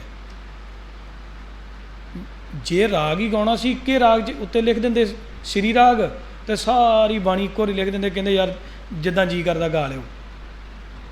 ਪਰਟੀਕੂਲਰ ਸ਼ਬਦ ਸ੍ਰੀ ਰਾਗ ਨੂੰ ਦਿੱਤੇ ਗਏ 96 ਜਿਹੜਾ ਸਾਡੇ ਗੁਰੂ ਗ੍ਰੰਥ ਸਾਹਿਬ ਜੀ ਸੁਭਾਇਮਾਨ ਹੁੰਦੇ ਆ ਉਹਨਾਂ 'ਚ 96 ਨੰਬਰ ਆਮ ਜਿਹੜਾ ਹੈਗਾ ਉਹਦੇ 'ਤੇ ਸ੍ਰੀ ਰਾਗ ਦੀ ਸਮਾਪਤੀ ਹੁੰਦੀ ਹੈ। ਲਿਖਾਰੀਆਂ ਵੱਲੋਂ ਘੱਟ ਵੱਧ ਜਿਹੜੇ ਜਦੋਂ ਲਿਖਦੇ ਹਾਂ ਤੇ ਅਸੀਂ ਜਿਹੜੇ ਸਾਨੂੰ ਹੱਥ ਲਿਖਤ ਸਰੂਪ ਮਿਲਦੇ ਆ ਉਹਨਾਂ ਦੇ ਵਿੱਚ ਤੁਹਾਨੂੰ ਕਈ ਵਾਰੀ 76 ਤੇ ਵੀ ਸ੍ਰੀ ਰਾਗ ਸਮਾਪਤੀ ਮਿਲਦੀ ਹੈ, ਕਈ ਵਾਰੀ 108 ਤੇ ਵੀ ਕਈ ਵਾਰੀ ਸਮਾਪਤੀ ਹੋ ਜਾਂਦੀ ਆ। ਪਰ ਸ੍ਰੀ ਰਾਗ ਦੇ ਵਿੱਚ ਮਾਝ ਰਾਗ ਨਾਲੋਂ ਘੱਟ ਸ਼ਬਦ ਕਿਉਂ ਪਾਏ ਮਹਾਰਾਜ ਨੇ? ਵਿਤਕਰਾ ਕੀਤਾ ਮਹਾਰਾਜ ਨੇ। ਤੁਖਾਰੀ ਰਾਗ ਸਭ ਤੋਂ ਛੋਟਾ ਹੈ ਬਾਣੀ ਦੇ ਆਧਾਰ 'ਤੇ, ਬੈਰਾੜੀ ਰਾਗ ਸਭ ਤੋਂ ਛੋਟਾ ਬਾਣੀ ਦੇ ਆਧਾਰ 'ਤੇ, ਬਾਣੀ ਦੇ ਸ਼ਬਦਾਂ ਦੇ ਆਧਾਰ 'ਤੇ ਜੈਜਾਵੰਤੀ ਸਭ ਤੋਂ ਛੋਟਾ ਰਾਗ ਹੈ। ਤੇ ਕੀ ਗੱਲ ਗੌੜੀ ਦੇ ਵਿੱਚ ਇੰਨੀ ਮਹਾਰਾਜ ਨੇ ਬਾਣੀ ਲਿਖਤੀ ਤੇ ਸੁਖਮਨੀ ਸਾਹਿਬ ਚੱਕ ਕੇ ਜੈਜਾਵੰਤੀ 'ਚ ਕਰ ਦਿੰਦੇ। ਸਾਊਂਡ, ਆਵਾਜ਼ ਦਾ ਸਿਧਾਂਤ, ਜਿਹੜੀ ਚੀਜ਼ ਮੈਂ ਤਾਂ ਹੈਰਾਨ ਆ ਸਤਿਗੁਰੂ ਸੱਚੇ ਪਾਤਸ਼ਾਹ ਜੀ ਦੀ ਇਸ ਕਲਾ ਦੇ ਉੱਤੇ ਕਿ ਸਤਿਗੁਰੂ ਨੇ ਕਿੱਦਾਂ ਅੰਦਾਜ਼ਾ ਲਾਇਆ ਕਿ ਰਾਗ ਦੀ ਆਹ ਸਾਊਂਡ ਆ ਤੇ ਇਹਦੇ ਵਾਸਤੇ ਆਹੀ ਸ਼ਬਦ ਚਾਹੀਦਾ। ਐਵੇਂ ਨਹੀਂ ਕਿਹਾ ਸੀ ਨਾ ਵੀ ਜੈਸੀ ਮੈਂ ਆਵੇ ਖਸਮ ਕੀ ਬਾਣੀ, ਇਹਦੇ ਵਿੱਚ ਮੇਰਾ ਕੁਝ ਵੀ ਐਡ ਨਹੀਂ ਕੀਤਾ। ਤੇ ਖਸਮ ਕੀ ਚਾਹੁੰਦਾ ਆ, ਉਹਨੇ ਕਰਤੇ ਦੀ ਕੁਦਰਤ ਕਿਉਂ ਬਣਾਈ ਆ? ਕੱਲ੍ਹ ਨੂੰ ਤੁਸੀਂ ਕੱਲ੍ਹ ਨੂੰ ਸਿਧਾਂਤ ਪੈਦਾ ਕਰ ਦਿਓ ਵੀ ਨਹੀਂ ਜੀ ਮੋਰ ਨੂੰ ਗੋਲੀ ਮਾਰ ਦਿਓ ਜੇ ਚਿੜੀ ਵਾਂਗੂ ਆਵਾਜ਼ ਨਹੀਂ ਕੱਢਦਾ ਤੇ ਜਾਂ ਧੱਕੇ ਨਾਲ ਮੋਰ ਦੇ ਗਲ 'ਚ ਰੱਸੀ ਪਾ ਕੇ ਕਿਹਾ ਵੀ ਚਿੜੀ ਵਾਂਗੂ ਬੋਲੇਗਾ ਤਾਂ ਰਾਤ ਨੂੰ ਰੋਟੀ ਮਿਲਣੀ ਹੈ। ਤੁਸੀਂ ਦਰਬਾਰ ਸਾਹਿਬ ਦੇ ਅੰਦਰ ਜਿੰਨੇ ਵੀ ਤੁਸੀਂ ਮੌਜੂਦ ਹੋ ਨਾ, ਜੇ ਤੁਹਾਨੂੰ ਸਾਰਿਆਂ ਨੂੰ ਇਕੱਲੇ ਇਕੱਲੇ ਬੰਦੇ ਨੂੰ ਇੱਥੇ ਬੈਠ ਕੇ ਅਸੀਂ ਸਰਗਮ ਲਵਾ ਲਈਏ ਨਾ, ਇਕੱਲੀ ਸਰਗਮ ਗਵਾ ਲਈਏ ਸਾਰੇ ਗਾਮਾ ਪਾਦਾ ਨਹੀਂ ਸਾ, ਤਾਂ ਉਹ ਸਾਰੀਆਂ ਸਰਗਮ ਰਿਕਾਰਡ ਕਰ ਲਿਓ। ਜੇ ਇੱਕ ਬੰਦੇ ਦੀ ਸਰਗਮ ਦੂਜੇ ਨਾਲ ਰਲ ਗਈ ਤਾਂ ਕਹਿ ਦਿਓ, ਕਿਉਂਕਿ ਕੁਦਰਤ ਦਾ ਸਿਧਾਂਤ ਹੈ। ਤੁਹਾਨੂੰ ਤੁਹਾਡੀ ਆਵਾਜ਼ ਦਿੱਤੀ ਗਈ ਹੈ, ਤਾਂ ਸਿੱਖਾਂ ਨੂੰ ਕੀਰਤਨ ਦੀ ਆਵਾਜ਼ ਕੌਣ ਬਣੇਗਾ? ਜਦੋਂ ਕੀਰਤਨ ਹੋਏਗਾ, ਗਾਇਨ ਸ਼ੈਲੀ ਗਾਈ ਜਾ ਰਹੀ ਹੋਏਗੀ, ਤਾਂ ਉਹਦੇ ਪਿੱਛੇ ਜਿਹੜੀ ਆਵਾਜ਼ ਆਉਣੀ ਉਹ ਆਵਾਜ਼ ਕਿਹੜੀ ਚਾਹੀਦੀ ਹੈ? ਇਸ ਕਰਕੇ ਕਿਉਂ? ਇਸ ਕਰਕੇ ਸਤਿਗੁਰੂ ਨੇ ਭਾਈ ਫਰੰਦਾ ਜੀ ਨੂੰ ਕਿਹਾ ਕਿ ਮੈਨੂੰ ਆਹ ਰਬਾਬ ਚਾਹੀਦੀ ਆ। ਅਫਗਾਨ ਰਬਾਬ ਸਾਜ਼ ਹੈਗਾ, ਮਾੜਾ ਨਹੀਂ ਆ, ਗਲਤ ਕੁਝ ਨਹੀਂ ਹੈਗਾ, ਪਰ ਗੁਰਬਾਣੀ ਨੂੰ ਰੀਪ੍ਰਜੈਂਟ ਨਹੀਂ ਕਰਦਾ। ਤੇ ਕੀ ਕਰਾਂ ਫਿਰ? ਧੱਕੇ ਨਾਲ ਕਿੱਦਾਂ ਘਸੋੜਦੇ ਹਾਂ? ਹਾਰਮੋਨੀਅਮ, ਭਾਈ ਸਾਹਿਬ ਨੇ ਕਿੱਡੀ ਸੋਹਣੀ ਗੱਲ ਕਹੀ ਹੈ, ਭਾਈ ਬਲਦੀਪ ਸਿੰਘ ਨੇ, ਹਾਰਮੋਨੀਅਮ ਜਿਹੜਾ ਹੈਗਾ ਆ ਉਹ ਤੁਹਾਡੀ ਮੀਂਡ ਮੁਰਕੀ ਸ਼ਰੂਤੀਆਂ ਦਾ ਕਬਰਸਤਾਨ ਹੈ। ਮੀਂਡ ਕੀ ਹੈ ਜੀ? ਤੁਸੀਂ ਗਾ ਰਹੇ ਆ ਰਾਗ ਤਿਲੰਗ, ਨਾ ਨਾ ਨਾ ਸਾ ਗਾ ਮਾ ਪਾ, ਇਹ ਲਾ ਕੇ ਵਿਖਾਓ, ਲਾਉਂਦਾ ਹਾਰਮੋਨੀਅਮ? ਪਾ ਗਾ ਮਾ ਗਾ ਸਾ, ਆ ਲਵਾਓ ਕਿਤੇ ਹਾਰਮੋਨੀਅਮ ਤਾਂ ਲੱਗਦਾ। ਰਬਾਬ 'ਤੇ ਕਹੋਗੇ ਲਾ ਦਾਂਗਾ, ਤਾਊਸ 'ਤੇ ਕਹੋਗੇ ਲਾ ਦਾਂਗਾ, ਸਰੰਦੇ 'ਤੇ ਕਹੋਗੇ ਲਾ ਦਾਂਗਾ। ਗੁਰੂ ਸਾਹਿਬ ਨੂੰ ਇਹ ਨਹੀਂ ਕਿ ਕਿਸੇ ਸਾਜ਼ ਨਾਲ ਸਾਡੀ ਨਫ਼ਰਤ ਨਹੀਂ ਆ, ਪਰ ਉਹਨਾਂ ਸਾਜ਼ਾਂ ਨੂੰ ਆਪਣੀ ਸੱਭਿਅਤਾ ਦੇ ਵਿੱਚ ਐਡ ਕਰਨਾ ਜਿਹੜੇ ਤੁਹਾਡੇ ਵਾਸਤੇ ਅਗਲੇ ਨੇ ਬਣਾਏ ਹੀ ਨਹੀਂ। ਉਹਨੇ ਹਾਰਮੋਨੀਅਮ ਫਰਾਂਸੀਸੀ ਲੋਕਾਂ ਵਾਸਤੇ ਬਣਾਇਆ ਸੀ, ਜਰਮਨ ਦੇ ਲੋਕਾਂ ਵਾਸਤੇ, ਕਿਉਂਕਿ ਗਾਉਂਦੇ ਹਾਰਮੋਨੀਅਮ ਟਾਈਪ ਸੀ। ਉਹਨੇ ਬਣਾ ਦਿੱਤਾ। ਤੁਹਾਨੂੰ ਜੋ ਗੁਰੂ ਨੇ ਦਿੱਤਾ ਸੀ ਉਹ ਕਿੱਥੇ ਹੈ? ਸੋ ਆਵਾਜ਼ ਦੇ ਸਿਧਾਂਤ ਦੇ ਹਿਸਾਬ ਨਾਲ ਸਾਨੂੰ ਉਹਨਾਂ ਸਾਜ਼ਾਂ ਨੂੰ ਪਿਆਰ ਕਰਨਾ ਚਾਹੀਦਾ। ਨੈਕਸਟ, ਇਹ ਸ਼ਾਰਟ ਦੇ ਵਿੱਚ ਮੈਂ ਦੱਸਣ ਲੱਗਾ, ਸਤਿਗੁਰੂ ਨੇ ਸਾਨੂੰ ਸਰੀਰਕ ਗੁਲਾਮੀ ਤੋਂ ਆਜ਼ਾਦ ਕਰਾਇਆ, ਕਿਉਂਕਿ ਉਹ ਕਹਿੰਦੇ ਸੀ ਸ਼ੂਦਰ ਸ਼ਬਦੰ ਪ੍ਰਾਕ੍ਰਿਤ ਹੈ, ਜਿਹੜਾ ਸ਼ੂਦਰ ਹੈ ਲੋਕਾਂ ਦਾ ਗੰਦ ਸੁੱਟੇਗਾ। ਨੈਕਸਟ, ਸਤਿਗੁਰੂ ਨੇ ਸਾਨੂੰ ਕਿਹਾ ਖਾਣ ਪੀਣ ਦੀ ਗੁਲਾਮੀ ਤੋਂ ਆਜ਼ਾਦ ਕਰਾਇਆ। ਉਹ ਕਹਿੰਦੇ ਸੀ ਅਭਾਖਿਆ ਕਾ ਕੁੱਠਾ ਬੱਕਰਾ ਖਾਣਾ ਚੌਕੇ ਉੱਪਰ ਕਿਸੇ ਨਾ ਜਾਣਾ, ਵੀ ਜਿਹੜਾ ਬੱਕਰਾ ਖਾਊਗਾ, ਕੁੱਠਾ ਬੱਕਰਾ ਖਾਊਗਾ ਭਾਈ, ਉਹੀ ਦਰਬਾਰ 'ਚ ਪ੍ਰਵਾਨ ਹੈ। ਨੈਕਸਟ, ਸਤਿਗੁਰੂ ਨੂੰ ਕਹਿੰਦੇ ਸੀ ਨੀਲ ਬਸਤਰ ਪਹਿਰ ਹੋਵੇ ਪ੍ਰਵਾਨ, ਮਲੇਸ਼ ਧਾਨ ਲੈ ਪੂਜੇ ਪ੍ਰਾਣ। ਸਤਿਗੁਰੂ ਕਹਿੰਦੇ ਨਾ, ਇੱਦਾਂ ਨਹੀਂ ਹੋਣਾ, ਸਾਡੀ ਹਸਤੀ ਤੁਹਾਨੂੰ ਵੱਖਰੀ ਦਿਖਾਵਾਂਗੇ ਕਿੱਦਾਂ ਅਨੰਦਪੁਰ ਸਾਹਿਬ ਦਿਖਦੀ ਹੈ। ਨੈਕਸਟ, ਬੋਲੀ ਦੀ ਗੁਲਾਮੀ ਸੀ। ਨਹੀਂ ਜੀ ਤੁਸੀਂ ਘਰ ਘਰ ਮੀਆਂ ਸਭਨਾ ਜੀਆਂ ਬੋਲੀ ਅਵਰ ਤੁਮਾਰੀ, ਜਿਹੜਾ ਬੋਲੇਗਾ ਮੀਆਂ ਜੀ ਕਹਿ ਕੇ ਬੋਲੇਗਾ। ਉਹ ਮੈਂ ਅਖਬਾਰ ਦੀ ਕਟਿੰਗ ਲੈ ਕੇ ਆਇਆ, ਉਹਦੇ ਵਿੱਚ ਥੱਲੇ ਦੇਖੋ ਲੈਂਗੁਏਜ ਇਨ ਮੁਗਲ ਇੰਡੀਆ, ਇੰਡੀਆ ਦੀ ਲੈਂਗੁਏਜ ਜਿਹੜੀ ਆ ਉਹ ਆਹ ਆ, ਇਹੋ ਹੀ ਬੋਲੀ ਜਾਏਗੀ ਇੱਥੇ, ਅਤੇ ਗੁਲਾਮ ਆ ਤੁਸੀਂ ਬੋਲੋ। ਜਿਵੇਂ ਤੁਹਾਨੂੰ ਵਾਰ-ਵਾਰ ਕਈ ਵਾਰੀ ਮਾਨ ਸਾਹਿਬ ਵੀ ਇਹ ਗੱਲ 'ਤੇ ਪ੍ਰਭਾਵਿਤ ਕਰਦੇ, ਕੀ ਫਰਕ ਪੈਂਦਾ ਜੇ ਹਿੰਦੀ ਬੋਲ ਲਓ? ਤੇ ਫਰਕ ਤਾਂ ਕੁਝ ਨਹੀਂ ਪੈਂਦਾ ਸਾਨੂੰ। ਨੈਕਸਟ, ਦਰਬਾਰਾਂ ਦੇ ਅੰਦਰ ਗੁਲਾਮ ਧੁਨਾਂ ਦਾ ਕੀਰਤਨ ਕਰਨਾ ਵੀ ਰਾਜੇ ਨੂੰ ਖੁਸ਼ ਕਰੀਏ। ਨੈਕਸਟ, ਸਚਿਆਰ ਮਨੁੱਖ ਦੀ ਘਾਟ ਜਦੋਂ ਘੜੀ ਹੈ, ਤੇ ਉਹ ਆਹ ਆ ਤੁਹਾਡੇ ਸਾਹਮਣੇ, ਇਹ ਉਹ ਸਾਰੇ ਸੰਗਲ ਤੋੜ ਕੇ ਆਇਆ ਜਿਹੜੇ ਤੁਸੀਂ ਪਿੱਛੇ ਦੇਖ ਕੇ ਆਏ। ਨੈਕਸਟ, ਇਹ ਆ ਸਾਡੇ ਗੁਰਬਾਣੀ ਕੀਰਤਨ ਦੇ ਇੰਸਟਰੂਮੈਂਟ, ਇਹਨਾਂ ਨੂੰ ਯਾਦ ਕਰ ਲਓ ਜਿਹੜੇ ਸਤਿਗੁਰੂ ਨੇ ਤੁਹਾਨੂੰ ਤੁਹਾਡੀ ਵਿਰਾਸਤ ਵਿੱਚ ਦਿੱਤੇ ਆ। ਉਹਦੇ ਵਿੱਚ ਨਗਾਰਾ ਵੀ ਹੈ, ਸਰੰਗੀ ਵੀ ਆ, ਤਾਊਸ ਵੀ ਹੈ, ਸਰੰਦਾ ਵੀ ਹੈ, ਰਬਾਬ ਵੀ ਹੈ, ਠੀਕ ਹੈ ਜੀ। ਤਾਂ ਆਹ ਦਿਲਰੁਬਾ ਮਹੰਤ ਗੱਜਾ ਸਿੰਘ ਨੇ ਤੁਹਾਡੀ ਸੌਖ ਲਈ ਬਣਾਇਆ ਕਿ ਤੁਸੀਂ ਸੌਖਾ ਕੀਰਤਨ ਕਰ ਸਕੋ, ਤਾਂ ਵਧੀਆ ਹੈਗਾ। ਇੱਕ ਤਾਂ ਸਸਤਾ ਹੈਗਾ ਬਹੁਤ, ਅਤੇ ਜੋੜੀ ਸਾਡਾ ਸਾਜ਼ ਹੈਗਾ। ਨੈਕਸਟ, ਜੇ ਸਭ ਪਾਸਿਓਂ ਆਜ਼ਾਦ ਕਰ ਦਿੱਤਾ ਤਾਂ ਫਿਰ ਇਸੇ ਲਈ ਸਤਿਗੁਰੂ ਨੇ ਸਾਨੂੰ ਆਜ਼ਾਦ ਸਾਜ਼ ਦਿੱਤੇ ਆ ਕਿ ਜੇ ਤੂੰ ਸਾਰੇ ਪਾਸਿਓਂ ਆਜ਼ਾਦ ਆਂ ਤਾਂ ਸੰਗੀਤ ਵਾਲੇ ਪੱਧਰ 'ਤੇ ਕਿਉਂ ਗੁਲਾਮ ਰਵੇਂ? ਤੂੰ ਸੰਗੀਤ ਵਾਲੇ ਪੱਧਰ 'ਤੇ ਵੀ ਤਾਂ ਤੂੰ ਆਜ਼ਾਦ ਹੋਣਾ ਚਾਹੀਦਾ। ਤਾਂ ਸਤਿਗੁਰੂ ਜੀ ਨੇ ਆਪ ਬਣਾਏ ਜਾਂ ਇਹ ਸਾਜ਼ ਬਣਵਾਏ ਕਹਿ ਕੇ। ਸੋ ਨੈਕਸਟ, ਸ਼ਸਤਰਾਂ ਦੇ ਵਿੱਚ ਤੁਸੀਂ ਦੇਖਿਆ ਹੋਊਗਾ ਤੀਰਾਂ ਦੇ ਉੱਤੇ ਬੰਦੇ ਆਪਣੀਆਂ ਮੋਹਰਾਂ ਲਾਉਂਦੇ ਆ। ਹਰੇਕ ਕਬੀਲੇ ਦੇ ਤੀਰ ਦੀ ਆਪਣੀ ਮੋਹਰ ਹੋਊਗੀ, ਹਰੇਕ ਵਿਰਾਸਤ ਦੀ ਆਪਣੀ ਮੋਹਰ ਹੋਊਗੀ, ਰਾਜ ਦੀ ਆਪਣੀ ਮੋਹਰ ਹੋਊਗੀ। ਇੱਥੋਂ ਤੱਕ ਈਵਨ ਕਿ ਗਰਨੇਡ, ਹੈਂਡ ਗਰਨੇਡ ਆ ਜਿਹੜੇ, ਉਹਦੇ ਉੱਤੇ ਵੀ ਕੰਪਨੀ ਦੀ ਮੋਹਰ ਲੱਗਦੀ ਵੀ ਮੈਂ ਬਣਾਇਆ ਇਹ। ਨਿਸ਼ਾਨ ਤੁਹਾਨੂੰ ਪੂਰੀ ਦੁਨੀਆ 'ਚ ਵੱਖਰੇ ਮਿਲਣਗੇ। 208 ਦੇਸ਼ਾਂ ਦੇ 208 ਦੇਸ਼ਾਂ ਦੇ ਝੰਡੇ ਕੋਈ ਇੱਕ ਦੂਜੇ ਨਾਲ ਰਲਾ ਕੇ ਦਿਖਾਓ। ਹਰ ਦੇਸ਼ ਦਾ ਪਹਿਰਾਵਾ, ਖਾਣਾ, ਬੋਲੀ, ਸੱਭਿਆਚਾਰ, ਧਾਰਮਿਕਤਾ, ਭਾਈਚਾਰਕ, ਇਨਸਾਨੀਅਤ, ਪ੍ਰਾਹੁਣਚਾਰੀ, ਵਿਆਹ ਸ਼ਾਦੀਆਂ, ਸੋਗ, ਬੱਚੇ ਦੇ ਜਨਮ ਦੀ ਖੁਸ਼ੀ, ਮਰੇ ਦਾ ਸੋਗ ਮਨਾਉਣਾ, ਪ੍ਰੋਗਰਾਮ ਕਰਨੇ। ਪਰ ਕੇਵਲ ਇਹ ਸਾਰੇ ਹੀ ਜਿਹੜੇ ਹੈਗੇ ਆ, ਪੰਜਾਬ ਨੂੰ ਛੱਡ ਕੇ, ਸਿੱਖਾਂ ਨੂੰ ਛੱਡ ਕੇ, ਉਹ ਸਾਰੇ ਹੀ ਆਪਣੇ ਧਰਮ ਦੇ ਹਿਸਾਬ ਨਾਲ ਕਰਦੇ ਆ। ਪਰ ਸਿੱਖਾਂ ਨੂੰ ਇੱਕ ਮਿਲਗੋਭੇ ਦੇ ਵਿੱਚ ਬੜੀ ਖੁਸ਼ੀ ਮਿਲਦੀ ਆ। ਵਿਆਹ ਕਰਨਾ ਥੋੜ੍ਹਾ ਜਿਹਾ ਈਸਾਈਅਤ ਵੀ ਹੋਣੀ ਚਾਹੀਦੀ ਆ, ਰਿੰਗ ਸੈਰਮਨੀ ਕਰ ਲਓ, ਥੋੜ੍ਹੀ ਜਿਹੀ ਮਾਲਾ ਵੀ ਪਾ ਲਓ ਗਲ 'ਚ, ਥੋੜ੍ਹਾ ਜਿਹਾ ਇੱਧਰ ਨੂੰ ਚੱਲ ਜਾਓ, ਥੋੜ੍ਹੀਆਂ ਜਿਹੀਆਂ ਲਾਵਾਂ ਵੀ ਲੈ ਲਓ, ਫੇਰੇ ਵੀ ਕਰਾ ਲਓ ਅੱਗ ਨਾਲ, ਕੋਈ ਗੱਲ ਨਹੀਂ। ਰਬਾਬ ਵੀ ਵਰਤ ਲਓ ਅਫਗਾਨੀ, ਕੋਈ ਗੱਲ ਨਹੀਂ, ਕੀਰਤਨ ਹੀ ਕਰਨਾ ਆ, ਕੋਈ ਗੱਲ ਨਹੀਂ, ਫੇਕੀ ਆ ਜੀ, ਠੀਕ ਹੈ ਜੀ। ਸੰਧੂਰ ਵੀ ਲਾ ਲਓ, ਮਾਂਗ ਵੀ ਭਰ ਲਓ, ਮਤਲਬ ਸਾਰਾ ਕੁਝ ਮਿਕਸ ਅਪ ਜਿਹਾ ਹੋ ਕੇ ਤਾਂ ਸਾਨੂੰ ਚੰਗਾ ਬੜਾ ਲੱਗਦਾ। ਪਤਾ ਕੀ ਅਸੀਂ ਕਹਿੰਦੇ, ਵੇਖੋ ਜੀ ਪੰਜਾਬ ਆ ਨਾ ਜਿਹੜਾ, ਉਹ ਤਾਂ ਸਾਰਿਆਂ 'ਚ ਬੋਲਦਾ, ਅਤੇ ਜਿਹੜੇ ਪੰਜਾਬੀ ਆ ਨਾ ਜੀ, ਉਹਨਾਂ ਨੂੰ ਸਾਰੇ ਪਿਆਰ ਕਰਦੇ ਆ। ਇਸੇ ਕਰਕੇ ਤਾਂ ਸਾਡੇ MP ਚੁਣੇ ਜਾਂਦੇ ਆ। ਸਾਨੂੰ ਸੱਤਾ ਦਾ ਲਾਲਚ ਦਿਖਾ ਕੇ ਸਾਡੀਆਂ ਭਾਵਨਾਵਾਂ ਠੱਗੀਆਂ ਜਾਂਦੀਆਂ। ਲੈ ਜੇ ਤੁਹਾਡੇ MP ਬਣ ਸਕਦਾ, ਦਮਾਲੇ ਵਾਲਾ ਸੱਜਣ ਤੁਹਾਡਾ ਕੈਨੇਡਾ ਦੇ ਵਿੱਚ ਪ੍ਰਧਾਨ ਮੰਤਰੀ ਬਣਨ ਵਾਸਤੇ ਤਿਆਰ ਹੈਗਾ, ਅਤੇ ਫਿਰ ਕੀ ਹੈ ਯਾਰ, ਵਜਾ ਲਓ ਵਾਇਲਨ, ਫਿਰ ਕੀ ਹੈ। ਕੀਰਤਨ ਦੇ ਵਿੱਚ ਜਦੋਂ ਕੈਨੇਡਾ ਦਾ ਪ੍ਰਧਾਨ ਮੰਤਰੀ ਆਵੇ ਉਦੋਂ ਥੋੜ੍ਹਾ ਵਾਇਲਨ ਨਾਲ ਕੀਰਤਨ ਕਰ ਲਿਆ ਕਰੋ, ਕੁਝ ਨਹੀਂ ਹੁੰਦਾ, ਖੁਸ਼ ਹੋ ਜਾਊਗਾ, ਖੁਸ਼ ਹੋ ਕੇ ਤੁਹਾਨੂੰ ਪੱਗ ਦੇ ਦੇਗਾ ਉਹ। ਗੁਰੂ ਦੀ ਕਿਹੜੀ ਗੱਲ, ਗੁਰੂ ਭੱਜਿਆ ਜਾਂਦਾ ਕਿਤੇ, ਗੁਰੂ ਤਾਂ ਇੱਥੇ ਹੀ ਆ। ਸਵੇਰੇ ਵੀ ਪ੍ਰਕਾਸ਼ ਕਰਨਾ, ਸ਼ਾਮ ਨੂੰ ਸੁੱਖ ਆਸਨ ਕਰਨਾ, ਆਪਾਂ ਉਹਨੂੰ ਤਾਂ ਮਨਾ ਹੀ ਲੈਣਾ ਆਪਾਂ ਅਰਦਾਸ ਕਰਕੇ। ਮਹਾਰਾਜ ਚਲੋ ਗਲਤੀ ਹੋ ਗਈ, ਚੱਲ ਪ੍ਰਧਾਨ ਮੰਤਰੀ ਕਿਹੜਾ ਸਦਾ ਰਹਿਣਾ, ਮਾਰੀ ਜਾਣਾ। ਤੰਦੀ ਬਾਰੇ ਕਹਿੰਦੇ ਥੋੜ੍ਹਾ ਜਿਹਾ ਦੱਸ ਦਿਓ। ਤੰਦੀ ਹੈਗੀ ਆ ਜੀ ਜਿਹੜੀ ਬੱਕਰੇ ਦੀ ਫੂਡ ਪਾਈਪ ਆ, ਬੇਸਿਕਲੀ ਬੱਕਰਾ ਨਹੀਂ ਕਹਿ ਸਕਦੇ ਅਸੀਂ, ਜਿਹੜੀ ਸਾਜ ਦੇ ਵਿੱਚ ਤੰਦੀ ਪੈਂਦੀ ਆ ਉਹ ਹਮੇਸ਼ਾ ਫੀਮੇਲ ਜਾਨਵਰ ਦੀ ਪੈਂਦੀ ਆ।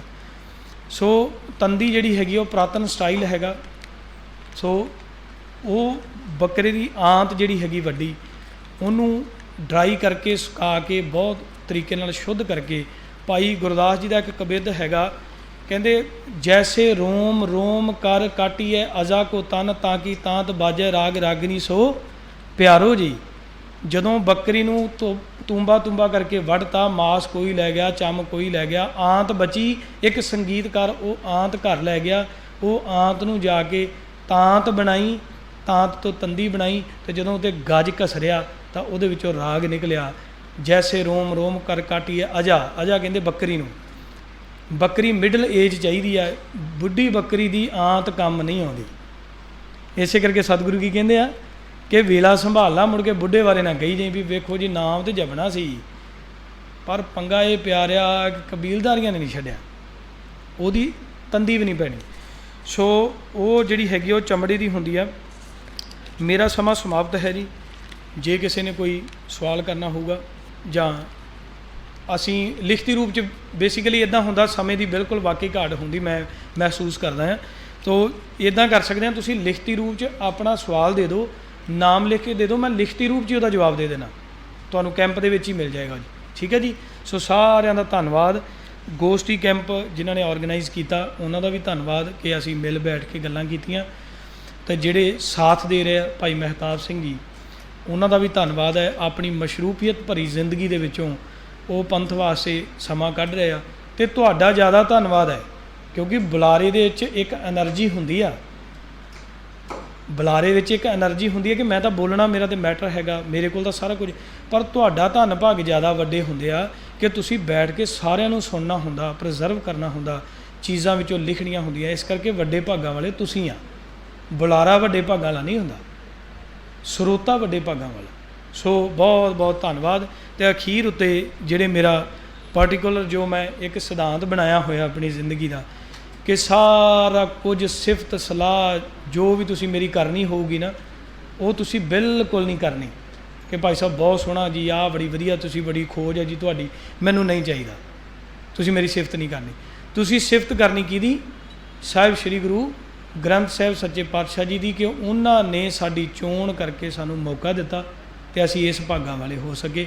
ਸੋ ਸਭ ਤੋਂ ਵੱਧ ਸ਼ੁਕਰਾਨਾ ਸਾਹਿਬ ਸ਼੍ਰੀ ਗੁਰੂ ਗ੍ਰੰਥ ਸਾਹਿਬ ਸੱਚੇ ਪਾਤਸ਼ਾਹ ਜੀ ਦਾ। ਗੱਜ ਕੇ ਫਤਿਹ ਬੁਲਾਓ।